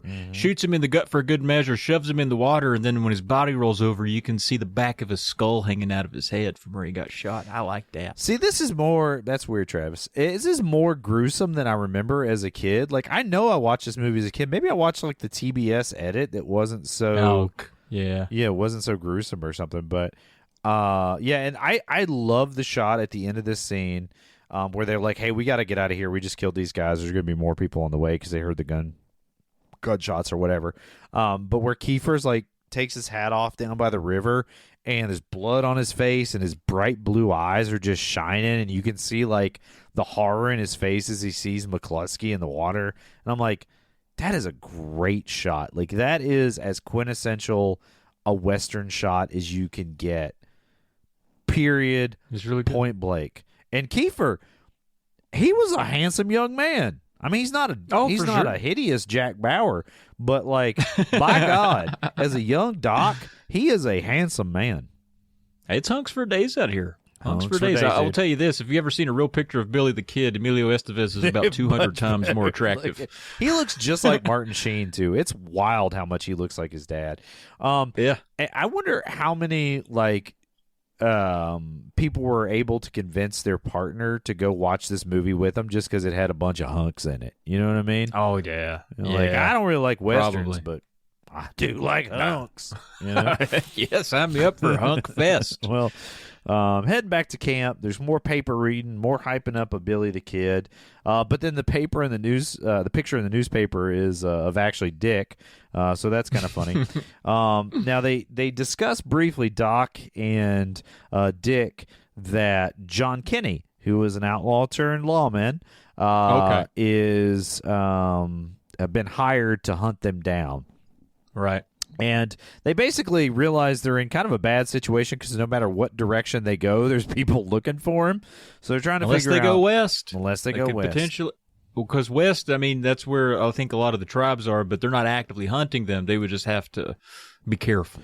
They are not actively hunting them, but they have been actively killing intruders on their property. Rumor says they've been getting a lot more scalps lately. Right, a lot more scalps, according to Doc's character.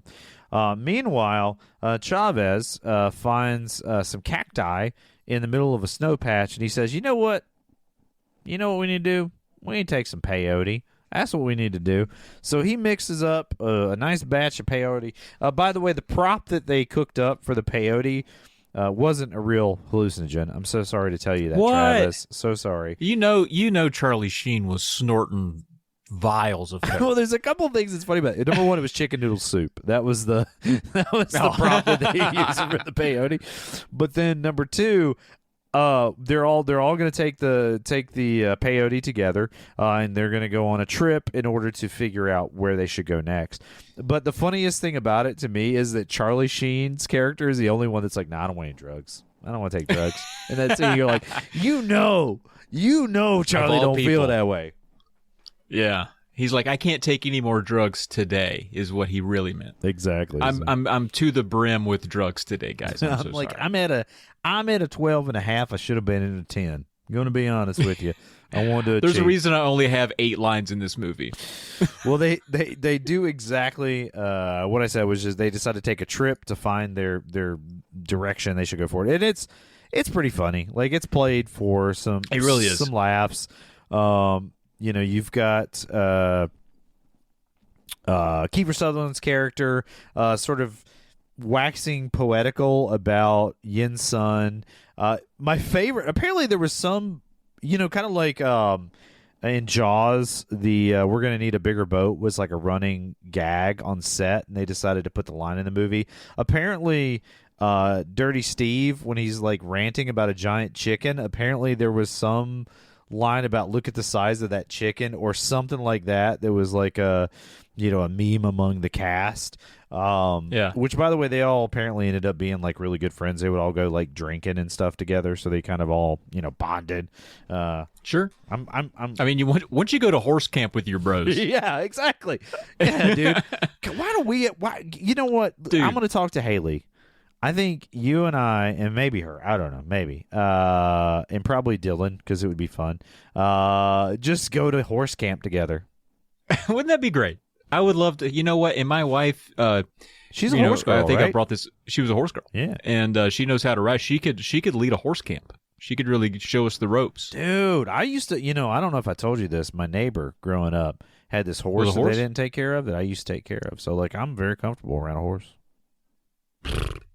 That sucks about the horse that didn't get taken care of. What I really like about the peyote scene too is that it really brings out the extremes of their personalities.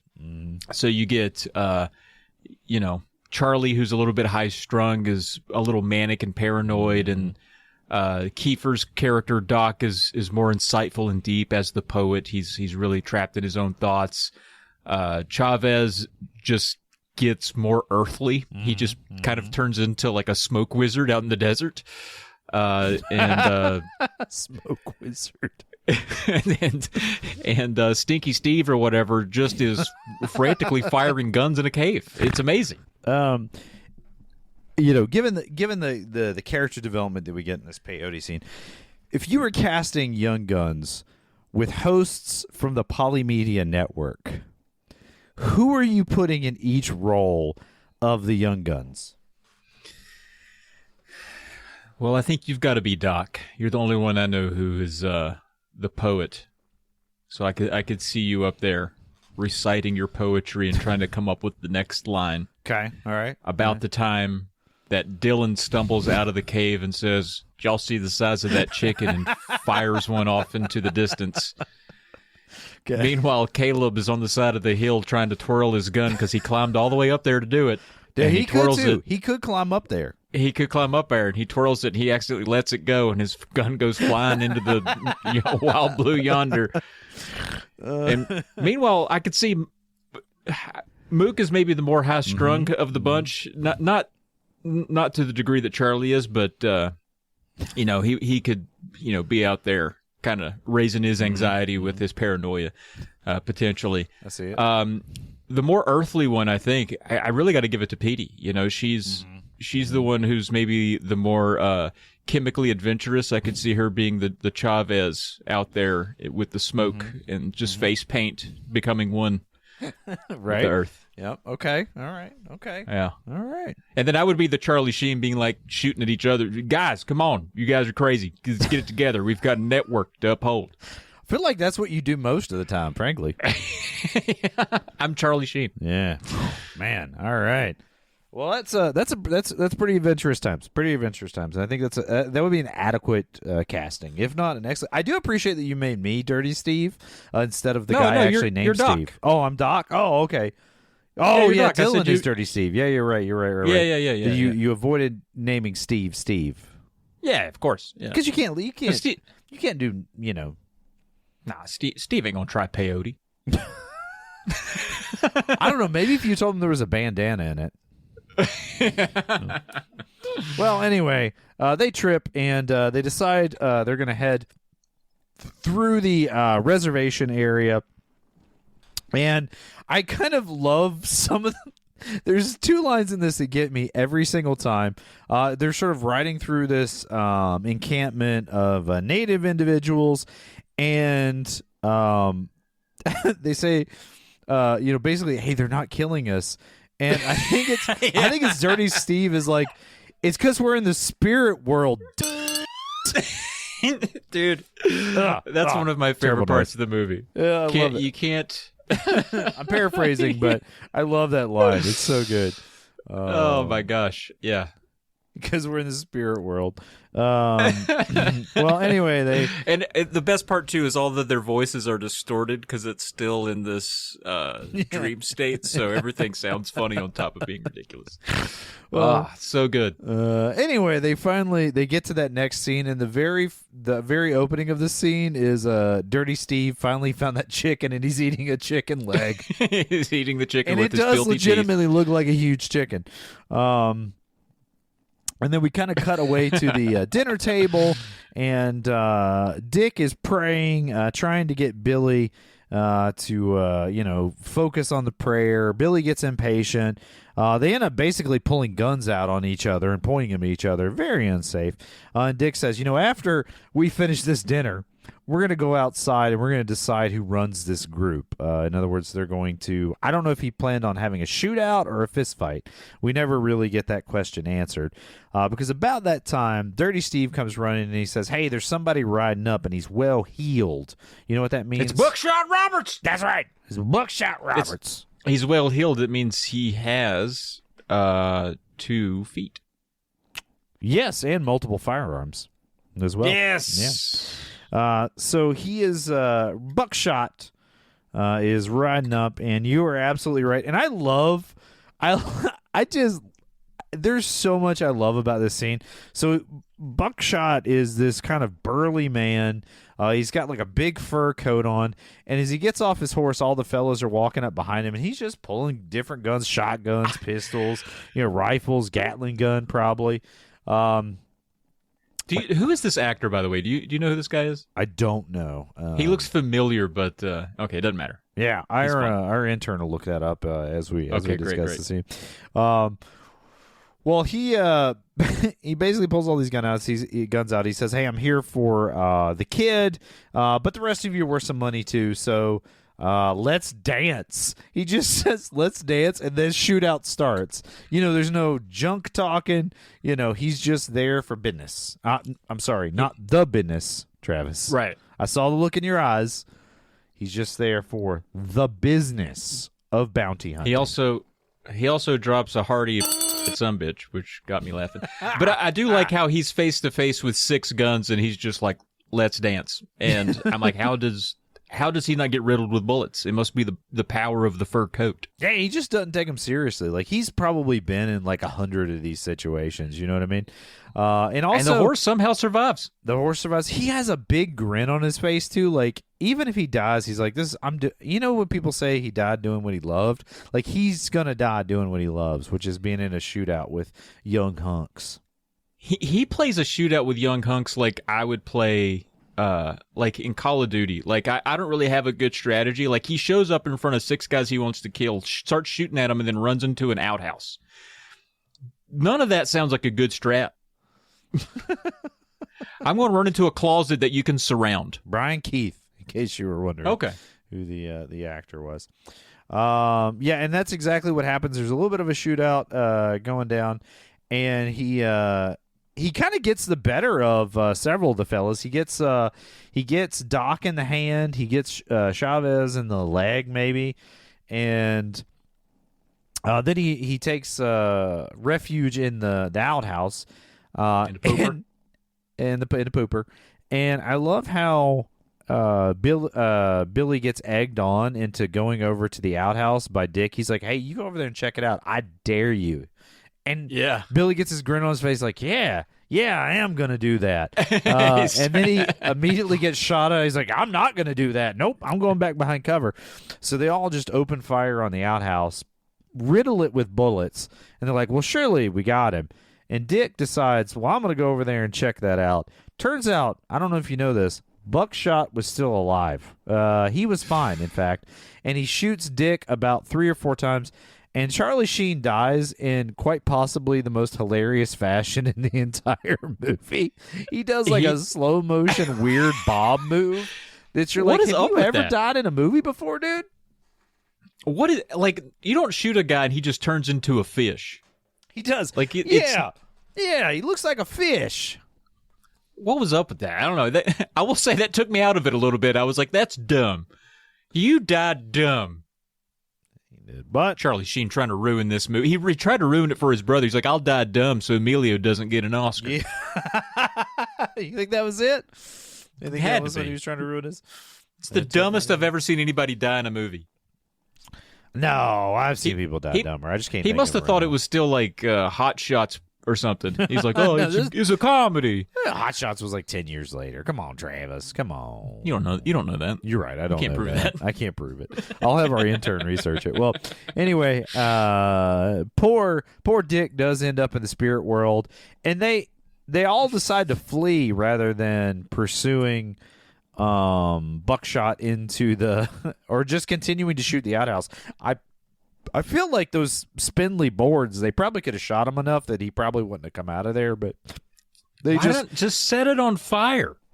Set it on fire, but none of them wanted to walk up to it, obviously, because you're going to get shot. So I think that's part of it. You have to Molotov it or something. But yeah. Anyway, they decide to flee because they feel like all the gunshots are probably going to bring the authorities.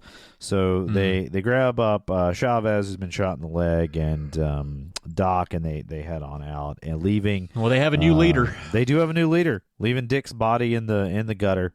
Eventually, and there's a little scene. There's some, like, it wasn't completely heartless. Everybody looks back and they're real sad about it. Oh, they're mad, yeah. Yeah, mad, sad. Poor, and you know what gets me is, like, they're all riding away, and then Dick's horse is sitting there, like, kind of sad. I know, right? Yeah. I wonder if Doc stops there for a minute and he's like, well, that's a good horse to leave behind. That's a good. We could take that horse. We can do something with that. Can we get that horse? We could give that to that little Kevin fella. He had his horse taken away. You know? Now that's Discourse in modern cinema. It is. You're absolutely right, Travis. Well, they end up kind of setting up camp, and Doc decides he's going to ride into town to get his hand looked at, and he's got to write a letter to Dick's mama and let her know he's dead. And they're kind of setting up camp, and Billy wants to go kill the sheriff. He's gonna, as Bob Marley once said, he's not gonna just shoot the sheriff. He's gonna shoot the deputy too. Wait, that's not right. Get both of them. Both of them. He's gonna shoot them both. And Chavez, he's like, hey, let's go west. I have seen in my vision, blood on our hands. Let's just ride west and be done with this whole situation. And they're kind of like, hey, don't you remember Tunstall? I mean, do you even care about this? And we get this gut-wrenching monologue from Chavez where we learn his backstory about his family unit and how Murphy gave them all his whole tribe, rather, gave them bad meat. He was supposed to, as part of a government contract, give them food. He didn't do that. He gave them foul meat. They tried to go out and get some food. It was considered some sort of rebellion, so then the army came in and killed everybody in his tribe, and he's the only one that escaped, and everybody's like, damn, dude. Jeez. We are so sorry. That sounds rough, dude. You should start an emo band or something. He does. By the way, horribly tragic story. Lou Diamond Phillips' delivery is fantastic. He's second only to his performance in La Bamba. But what I will say also about Lou Diamond Phillips in this movie, best hair I've ever seen in a movie. His hair is really incredible, dude. Luscious, even. Yeah. They probably all use the same hotel shampoo, so they all have the same shine and bounce. I bet they use that herbal essence. You know what I'm saying? Yeah. What is the term for, like, really shiny, nice hair? I don't know. Why would I know that? You got a PhD, Travis. You're supposed to fill in the gaps. I don't have hair, Kevin. I mean, yeah, but you, as someone who doesn't have hair, you should lust for hair, so you should know the terms for hair. I mean, my God, Travis, do I have to write out your whole psychology for you? Please.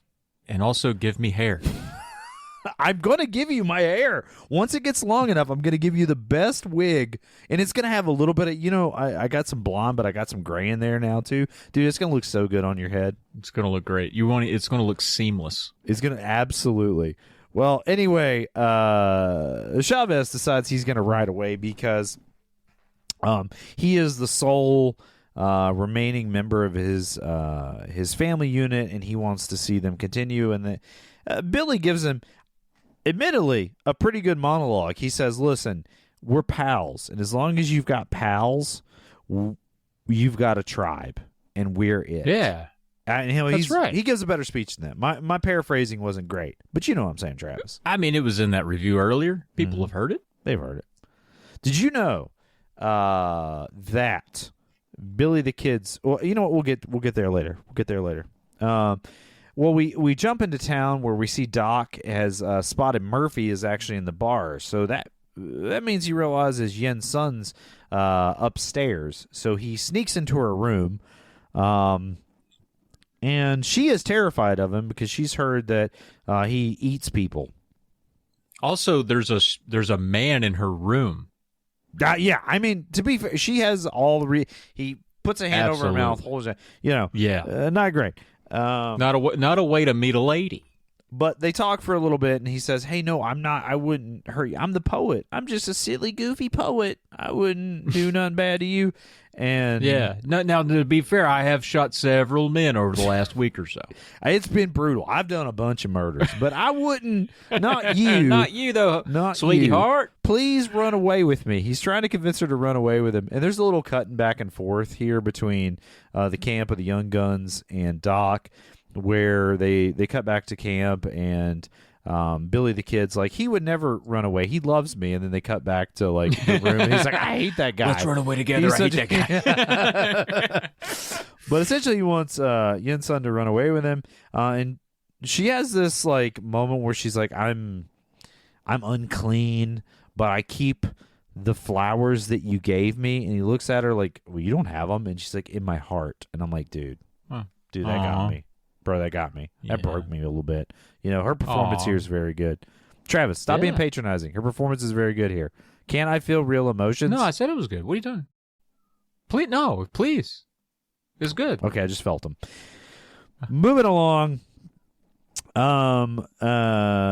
He also, sorry, she's like, I'm unclean or whatever. He's like, you could change things. I was in the dirty underwear gang. Want to know more about the dirty underwear gang? Gonna be honest. Why is that not talked about more? I want to know. I like how he was trying to like relate to her. He's like, "Oh, that's cool. I was in a gang that we just wore dirty underwear all the time." I feel like that was a group of like 12-year-olds.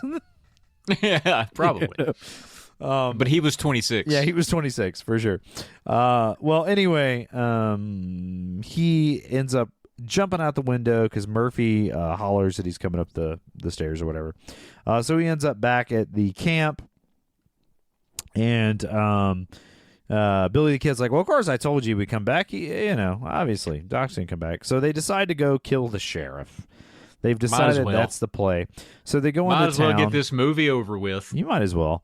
And then Billy the Kid, I don't know any other way to say this, just playfully kills the sheriff. He walks in like a little boy about to sit on Santa's lap, and then just walks up to the sheriff, throws a hat in front of him, does a whoop-de-doo, steals his own guns, pumps him full of lead. And everybody's like, oh my God, he shot him. We needed a plan. What are you all doing? The regulators are like, oh my God, I can't believe it. Dude, yeah. I love Lou Diamond Phillips riding through with a knife. He's like doing a stunt ride on the horse where he's in one stirrup hanging over the side, and he like chucks a knife and hits a dude in the head. It's awesome. I love. He's so cool. I love their escape. So they get the sheriff. They ride out. Billy. The only picture that we have of Billy the Kid is that like. Tintype or whatever it is, photograph of him. So they kind of duplicate that getting taken in. They meet Alex at the hideout. Let's just say the hideout. We don't really know where it is. And Alex is upset. He's like, you just keep killing people. We were supposed to arrest them. This has gone off the ledges, boys. As a lawyer, I got to advise you that the murdering and the pillaging and the killing of the people is what's going to get you into the troubles. You see, I'm mad. Very good lawyerly advice there, by the way. Well, they find out that now the army's involved. The army's looking for him, and Billy kind of. That's not good. That's not good if you're one of these like 5 guys left. Make great burgers, though. Too expensive. Billy's like, well, fine. I want to talk. Then let me call the president. Yeah, that's what he's like. I'm trying to get the president's attention. You don't get the president's attention by just sitting down. You got to shoot sheriffs and, write songs about it.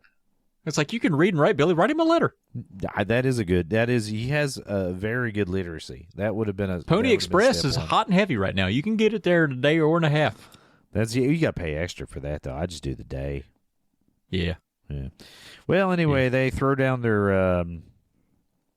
their stars, and Alex says he's going to go back and try to reopen John's store John Turnstile owned a store in town, and apparently that's what John would have wanted.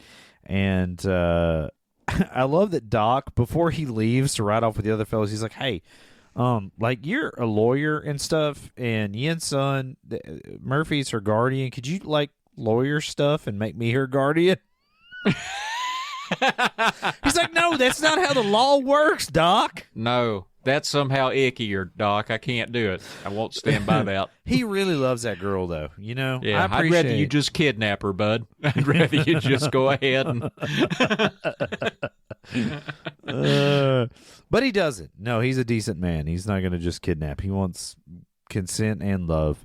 Well, anyway, Yeah, of course. out in the country at camp, Charlie has become scared because they read another newspaper article that talks about how they're all going to get hung.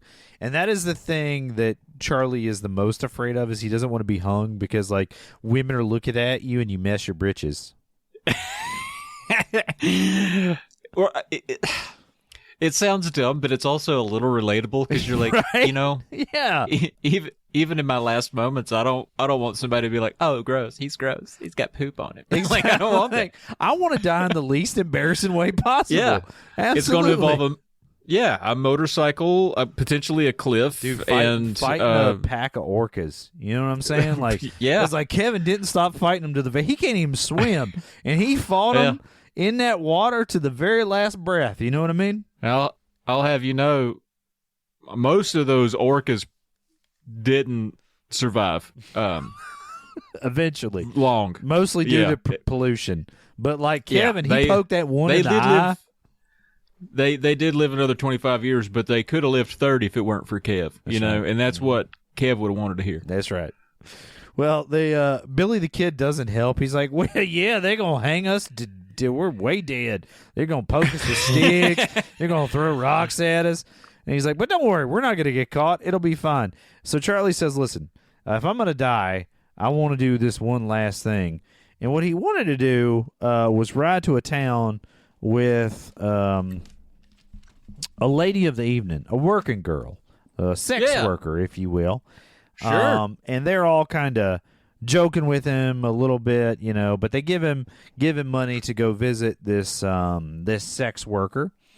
And, hey man, if we're all about to get hanged, I say, you know, let's do it. I'd chip in. I'd help a friend out, you know. As long as, you know, it's all above board. Absolutely. Well, anyway, and that's a modern discourse in cinema, if you ask me.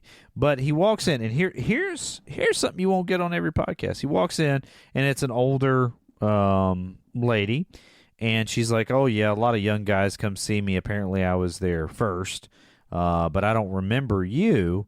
And he's like, "I don't want to do stuff. I just want you to hold me." And she's like, "Yeah, he didn't want no business."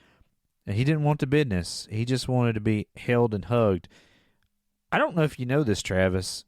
That was his mama. What? Yep. I just blew your mind, didn't I? It was originally written in the script. Yes, he knew that. He just wanted to see his mama one last time, but his mama didn't remember him, obviously, because, you know, she got rid of the baby when he was young. But he knew this was his mama. And it was originally written in the script that this was his mama, and they decided for time or whatever reason to cut that dialogue out. So it's just this really odd, sad, hanging scene that doesn't make as much sense unless you kind of read between the lines. So that's a discourse in modern cinema that you don't get on any other podcast. No, that is interesting. I'm trying to think, like, how would it make me feel if I'd known that was his mom? I guess it would have been a little sweeter, sadder, but, you know, I don't even fault him for this. You know, he really just wants some affection because he's about to do a scary thing, and I don't fault him for that either. I don't either.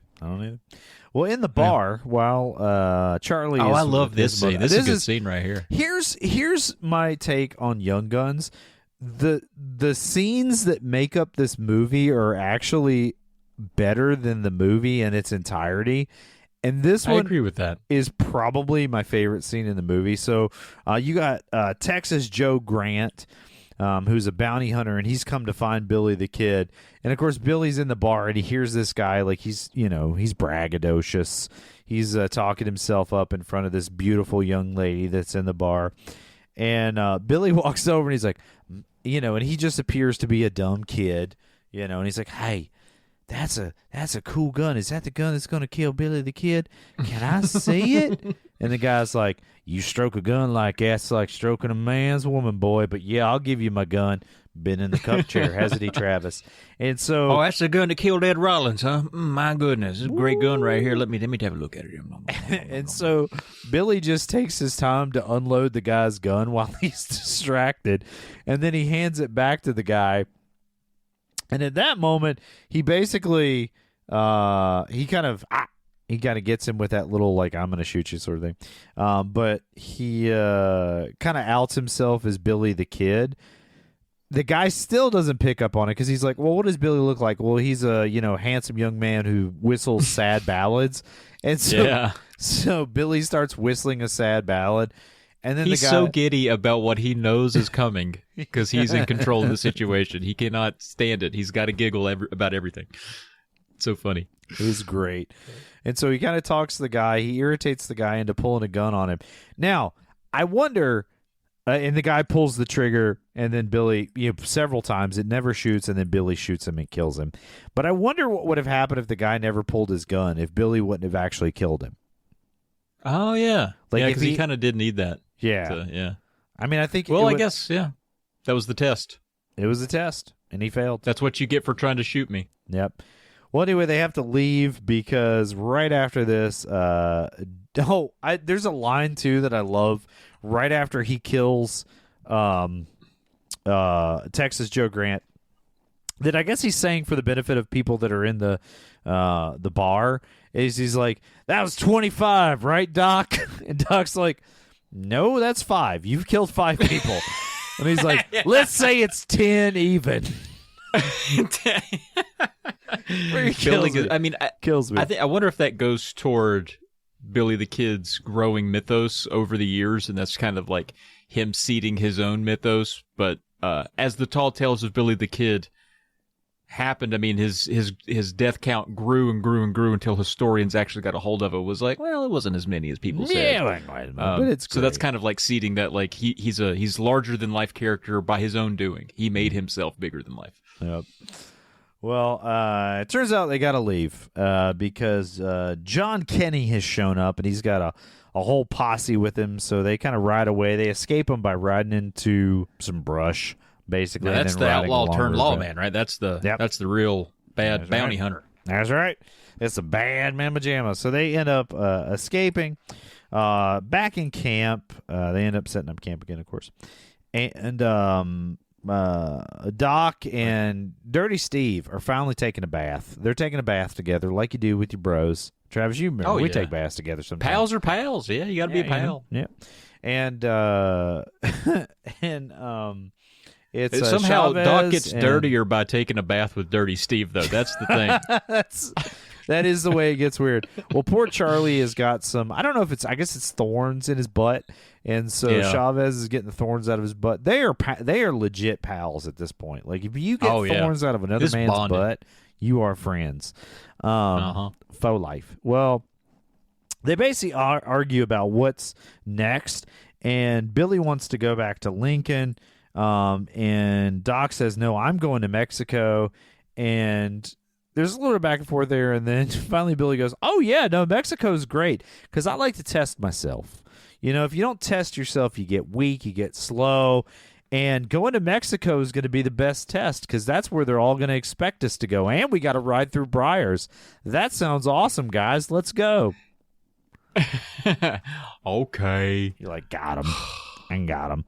So they. I don't know, man. I feel like I'd rather go through briars than get shot at by 100 dudes. That's just me, though. Dude, I don't know. I've had some real nasty briars lately, and I'm like, I might rather get shot.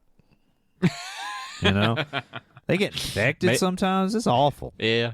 Well, you're right. You got me. Let's go. Mm-hmm. Well, they do. They head down to Juarez at the border. They make it to town. They kind of get a hero's welcome.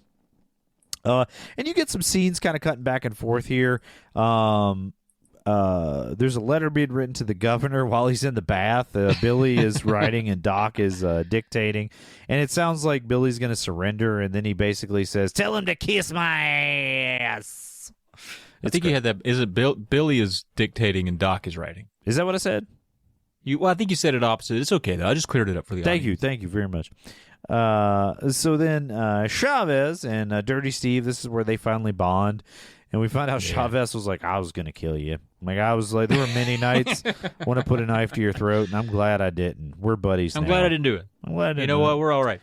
Would that make you then- feel better if somebody told you that? Like, yeah, every night before you went to bed, I used to hold a knife up to your throat and wish you did. But you know what? You're all right. Yeah, Probably not actually, gonna I'd be do like, it. well, thank you. Like, I'm I'm glad. probably not going to do that now. It probably- probably very bothers likely me, not but like, I appreciate the fact that you thought about it last time, and that I'm still alive. Thank you so much. I got you a Kit Kat bar. Enjoy. Okay, I'll probably eat it. Snickers? You like Snickers? Probably eat it. You like Snickers? I can get you a Snickers. Nobody likes a Crunch bar. How you feel about a Zagnut? That's a wild card right there. That is. Yeah, I like a good Zagnut. That coconut on top, so good. Well, anyway, Charlie does some romancing. He meets the love of his life right now and decides to marry her. There's a big wedding. We see Emilio Estevez's butt for a second because he stands up out of the bath because he finds out Charlie's getting married. Big wedding party. Pat Garrett. Now, we remember Pat Garrett is. We don't like Pat Garrett. We don't necessarily trust him. Yeah. He shows up at the wedding and tells Billy that Alex is in danger because they've decided to basically take him out. You know, the Murphy gang.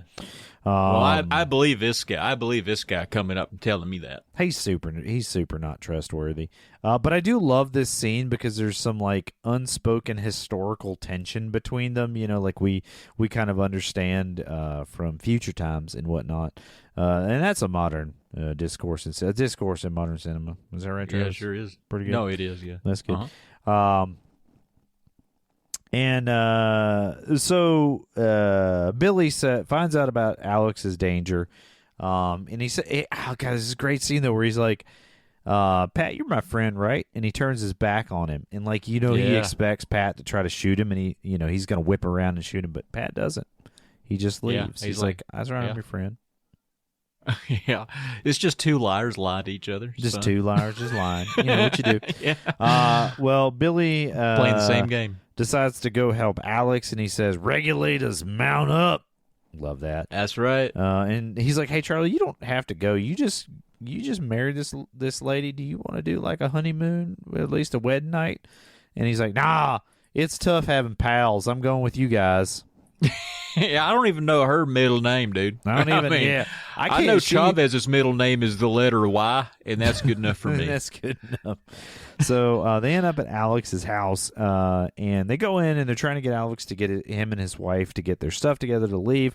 Turns out, Travis, it was a setup the whole time. It was a setup. You knew it. I knew it. Now this whole rest of the movie is going to take place in this 4-room bungalow in the middle of the desert. Great, it's a thanks. Nice bungalow though. For like this time and age, it was like a good, nice bungalow, dude. Yeah, it's like a bungle mid. It is a perfectly okay bungalow. You know, like it's not great, but like it's okay, man. It's nice. Yeah, it ain't bad. You know, you're right. It's not. I would prefer if it had an attached garage, but it wasn't the custom at the time. Yeah. Well, anyway, they're surrounded, and the sheriff doesn't entirely know Billy's in there. And once Billy confirms that, they all shoot at the house a whole bunch, and Billy thinks that's hilarious. He loves it. Nothing Billy loves more than getting shot at and not getting shot. That's like his favorite. Just not getting shot while being shot at, his favorite thing. He does love that. In fact, that's what he means when he's talking about being like tested. He's like, "Oh man, doesn't that make your blood boil or whatever?" You're like, I guess. The rest of them are like, kind of, but not in a fun way, Billy. He's different. He's a different breed. He ain't right. And after they stop shooting, Billy says, "Hey, I see Charlie Crawford out there with you." Oh, I love this. I love this part. And they're like, "Yeah, Charlie Crawford's out here, and Billy Ferguson and Samantha Jenkins, whatever." And he just whips around to the window, shoots Charlie Crawford in the head, and he's like, "He ain't with you no more." You're like, why didn't you shoot anybody in charge? That would have been a more effective use of your time. Right. Bullets, Billy. Poor Charlie Crawford out there, excited to hear his name that day. He's like, "Oh, wow, yeah, I'm here. Hi, everybody." Ow! Ow! No good. Now my mama sad. Ooh. Well, there's a standoff until about nightfall, and then we have some emotional moments throughout the night. You know, Charlie's trying to sleep, Dirty Steve is snoring, whatever. Some stuff happens overnight. The next morning, the army shows up. That's no good. That's going to be a problem. Oh, they also retreat upstairs too, rather than being down in the. Yeah, they get up there. Yeah. And you don't want to be up there if a fire starts. That's a good place to be. Well, yeah, the army shows up, and that kind of demoralizes the fellas, except for Billy. He laughs. He says, "Well, these are about right. These are good odds." Imagine Billy. He's always wanted to see the army. And here they are. Kind of like some people always want to see the ocean. Billy always wanted to see the army. Well, Murphy also arrives, and he's got Yen's son with him. Yen runs into the house and embraces Doc. He kind of brings her upstairs. This really makes Murphy mad, so he says, "Burn the house down." Well, sure enough, the house does get set on fire, and there's shootouts happening, and you know, the house is starting to burn. You know, Charlie is terrified. He's really scared of John Kinney. He hurt me. Yeah, right. He's terrified. And Billy kind of taunts him. There's more shooting that happens, and that gets Charlie fired up for whatever reason. Whatever was inside of him is scared. Changes, and he gets his second win, and he just goes crazy. He's like shooting outside. He's not hitting nobody. None of them hit anybody. No, he ain't hitting a soul. And he's standing up way too long in the window. I was just waiting for him to get one right in the forehead. Well, they're all real friendly. They're like, "Well, wait a second, it's fine. Just we'll hide behind this wagon." Chavez. Now the flames are starting to kind of like kick up a little bit. The house is really starting to burn. Chavez kind of slips out. And, of course, when they notice this, Dirty Steve's like, "I knew it! I hate him! How dare he sneak out of the house? I shouldn't." He's having relations with his horse. That's what he claims. That's terrible, Dirty Steve. Well, it's a weird theory, but, you know, you can't rule it out. I mean, he is riding his horse, but he's like, you know, in the appropriate way. Yeah. If he was addicted to making love to his horse, though, I mean, he would have to slip out at some point to take care of that. You're right. That is very true, Travis. You know, I'm just saying it's a fair theory. I guess. Well, they decide to send out Susan, which is Alex's wife. Nobody shoots her. She slaps the general or colonel. It's a colonel with the military, right in the kisser. And then Murphy kind of taunts the colonel. He's like, "Do you want to take her in a tent?" No, not cool, man. Yeah. Again, he establishes very well that he is the bad guy in the movie. And he's not in a lot of scenes, but he is just absolutely terrible every scene he's in. So I really appreciate it from Jack Palance. So they start throwing stuff out the window because she said she wanted to preserve her possessions. So we kind of assume that's why they're throwing stuff out the window. Oh, I missed that. I was wondering. I was like, maybe they're just getting rid of all the flammable stuff to buy some time. Probably both. But she did, you know, she was worried about her possessions. Less so about her husband. Doesn't really care whether he survives, frankly. Yeah. Well, he's bald, so he ain't gonna make it in this movie. It's a good hair guy movie. Well, he says like, "I'm sick and I'm not gonna make it." For the travel, I don't know if he had tuberculosis or something, whatever. Everybody's got it consumption, back then, you know, whatever it was. Well, they're throwing all this stuff out. One of the things they throw out is a big trunk, and then it turns out they're going to effect a escape. Travis, turns out Billy the Kid was in that trunk. Do you think this part's historically accurate? Did Billy the Kid get shoved out of a burning house in a trunk? I hope so. So hard. Like, there's nothing I want the movie to be more true than Billy the Kid jumping out of a trunk that's been thrown out of a window, firing his 6 guns. Dude, that's awesome. It's cool. And he survives it. They don't immediately light him up. Right, exactly. Like, I would, if a dude jumped out of a trunk you weren't expecting, like, it would startle you out of shooting for a minute. You know, you'd be like, oh, dang. Yeah. I'd shoot every trunk I saw after that, though. I tell you that. Yeah, dude, I wouldn't even hesitate. That's Tom Cruise. Tree trunks, elephant faces, anything that's got a trunk on it, I'm tearing it out. Cars. They got cars everywhere. They all got all kinds I'll of shoot trunks. back of a car all day. Dude, Don't trust it. That's a good-sized target, too. Well, anyway, Chavez, turns out he didn't run away. He went and got the horses. However, I would say, Chavez, if you could sneak out, why don't you just show everybody else how to sneak out? Like, why don't you just... Yeah, how does he sneak out of a house that's surrounded by the army? Dude, don't worry about... Dylan would say there's a cellar. He went through the cellar. He went through the cellar that connects to the horses. Yeah, that connects. That's where you put it's a horse cellar. That's where you put the horse. Of course it is. So anyway, Billy takes a shot. Charlie kind of goes ham on Kenny, and it's like a shootout between him and John Kenny. They kill each other. It's just two fat guys shooting each other. It's Charlie's not fat. And they announce it's one of those things where he's like, "Hey, John Kenny, I'm gonna shoot you in the pow, pow, pow." If you just shot him. Instead of opening up your stupid fat mouth. But, like, he does die with a smile on his face because he killed John Kenny. So that's appreciated. Yeah. Dirty Steve gets got during the shootout, but he helps Chavez escape on the horse. Billy escapes on a horse, and Doc. And with Yin, son.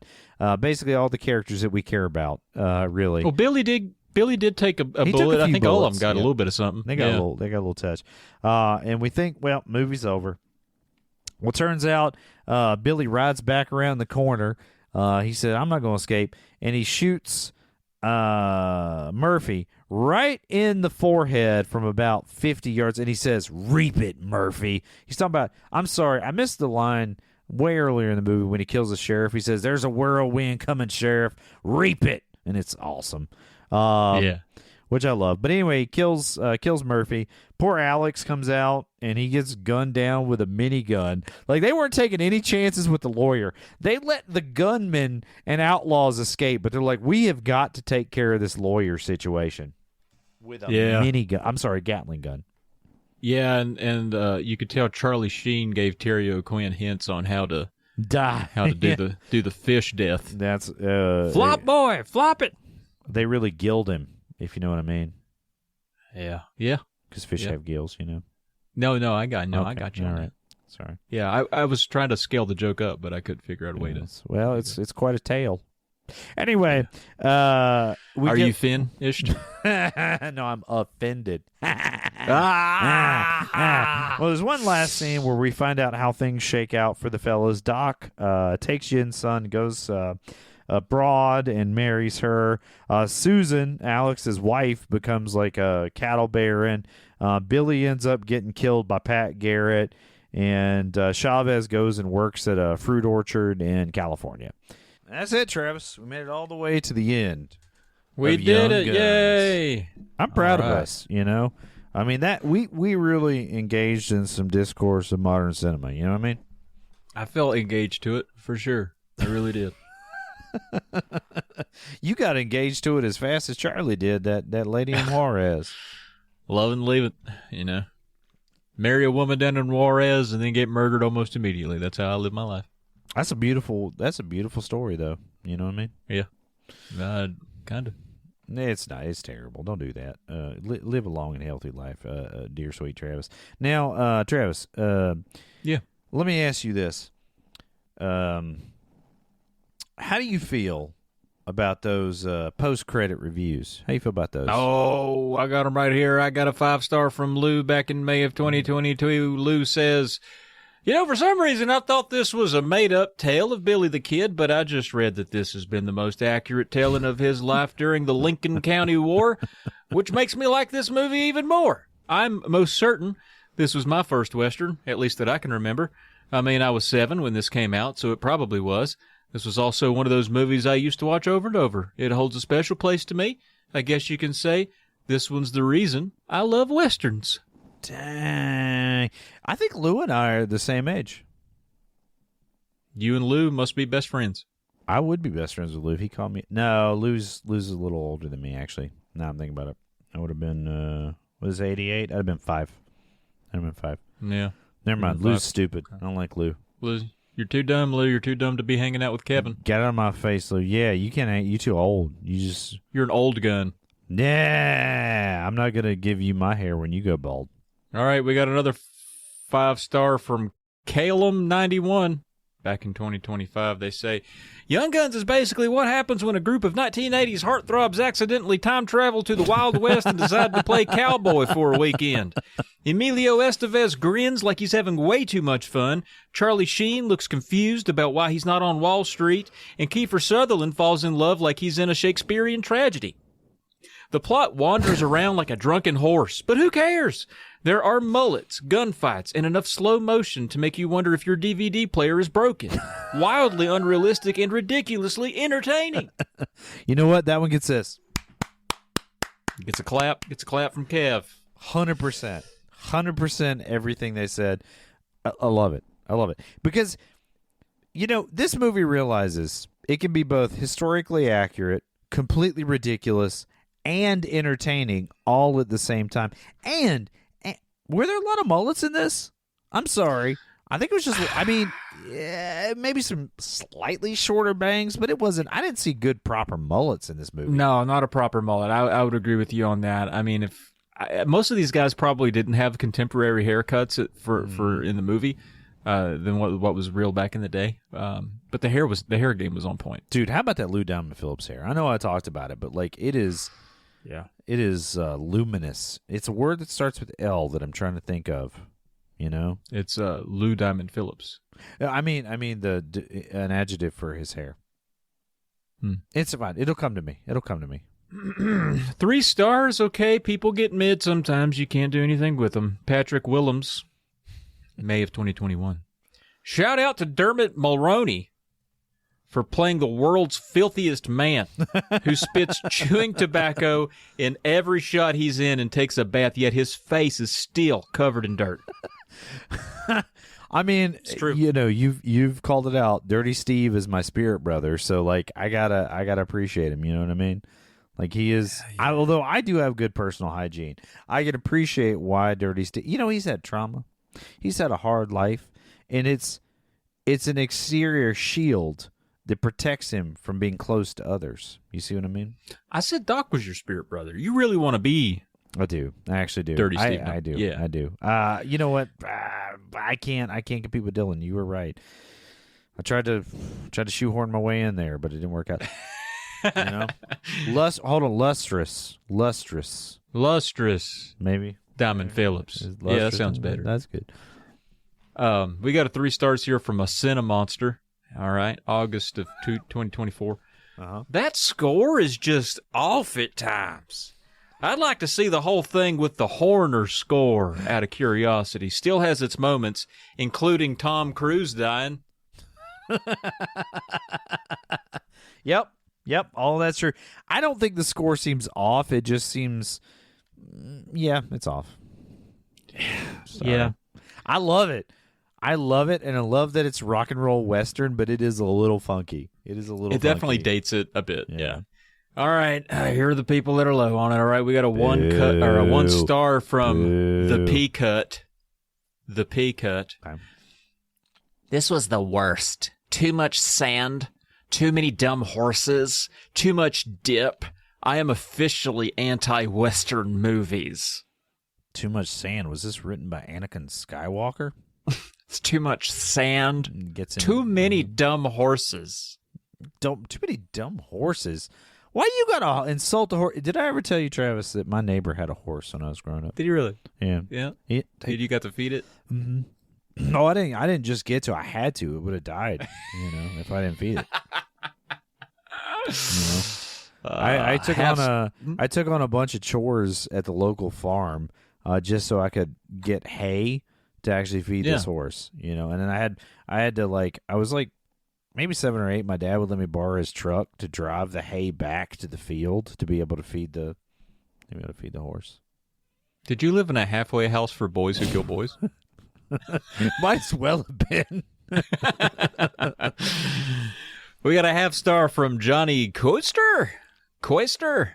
I don't know. He's on LinkedIn. Look him up. This is back in July of 2025. A group of psychopaths terrorize a town and you're supposed to root for them?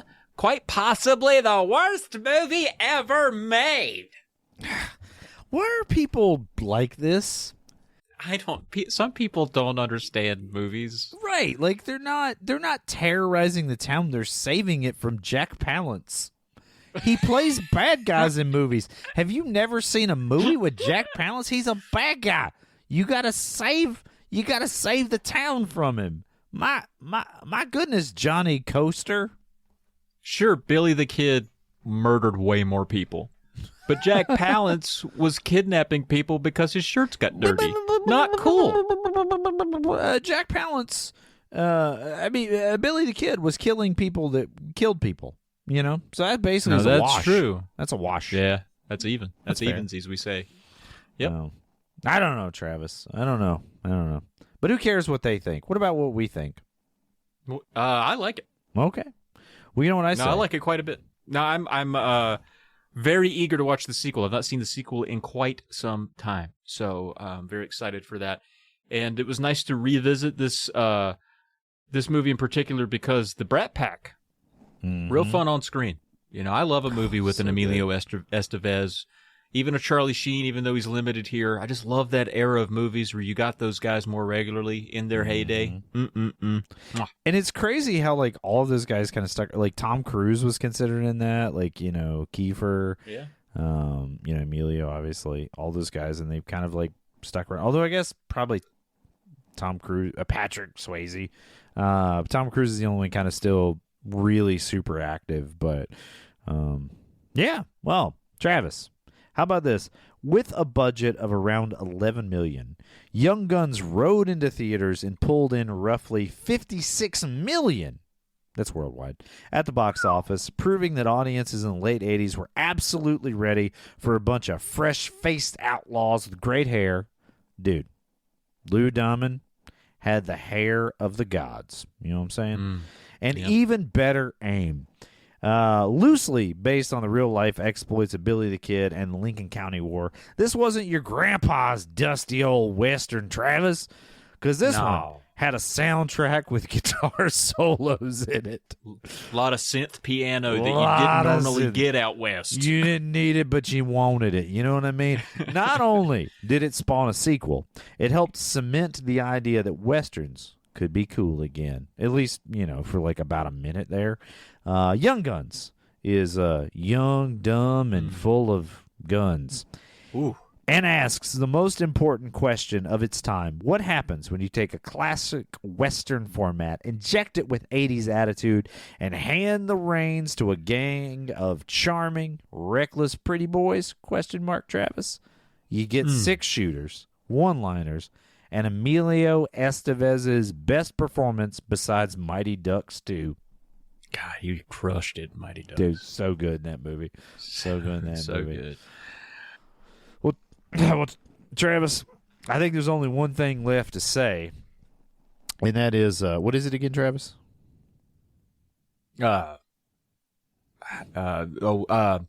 This is a modern, no, this is a discourse in modern cinema that you have just listened to, folks. All right. Well, if you enjoyed this podcast, you can catch Travis on lots of other podcasts like Polykill and Drunk Friend over on the Polymedia Network, a subsidiary of Haley Bechtel Inc. LLC. All rights reserved. You can catch me on the Board Game Podcast Blue Peg Pink Peg. And you can catch us both on stage with Big Lick Conspiracy doing improv comedy.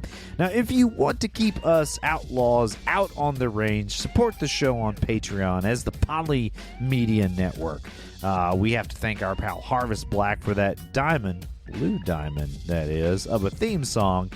And just like our Uncle Doug always says, but you can't be any geek off the street. Gotta be handy with the steel, if you know what I mean. Earn your keep. Regulators, mount up.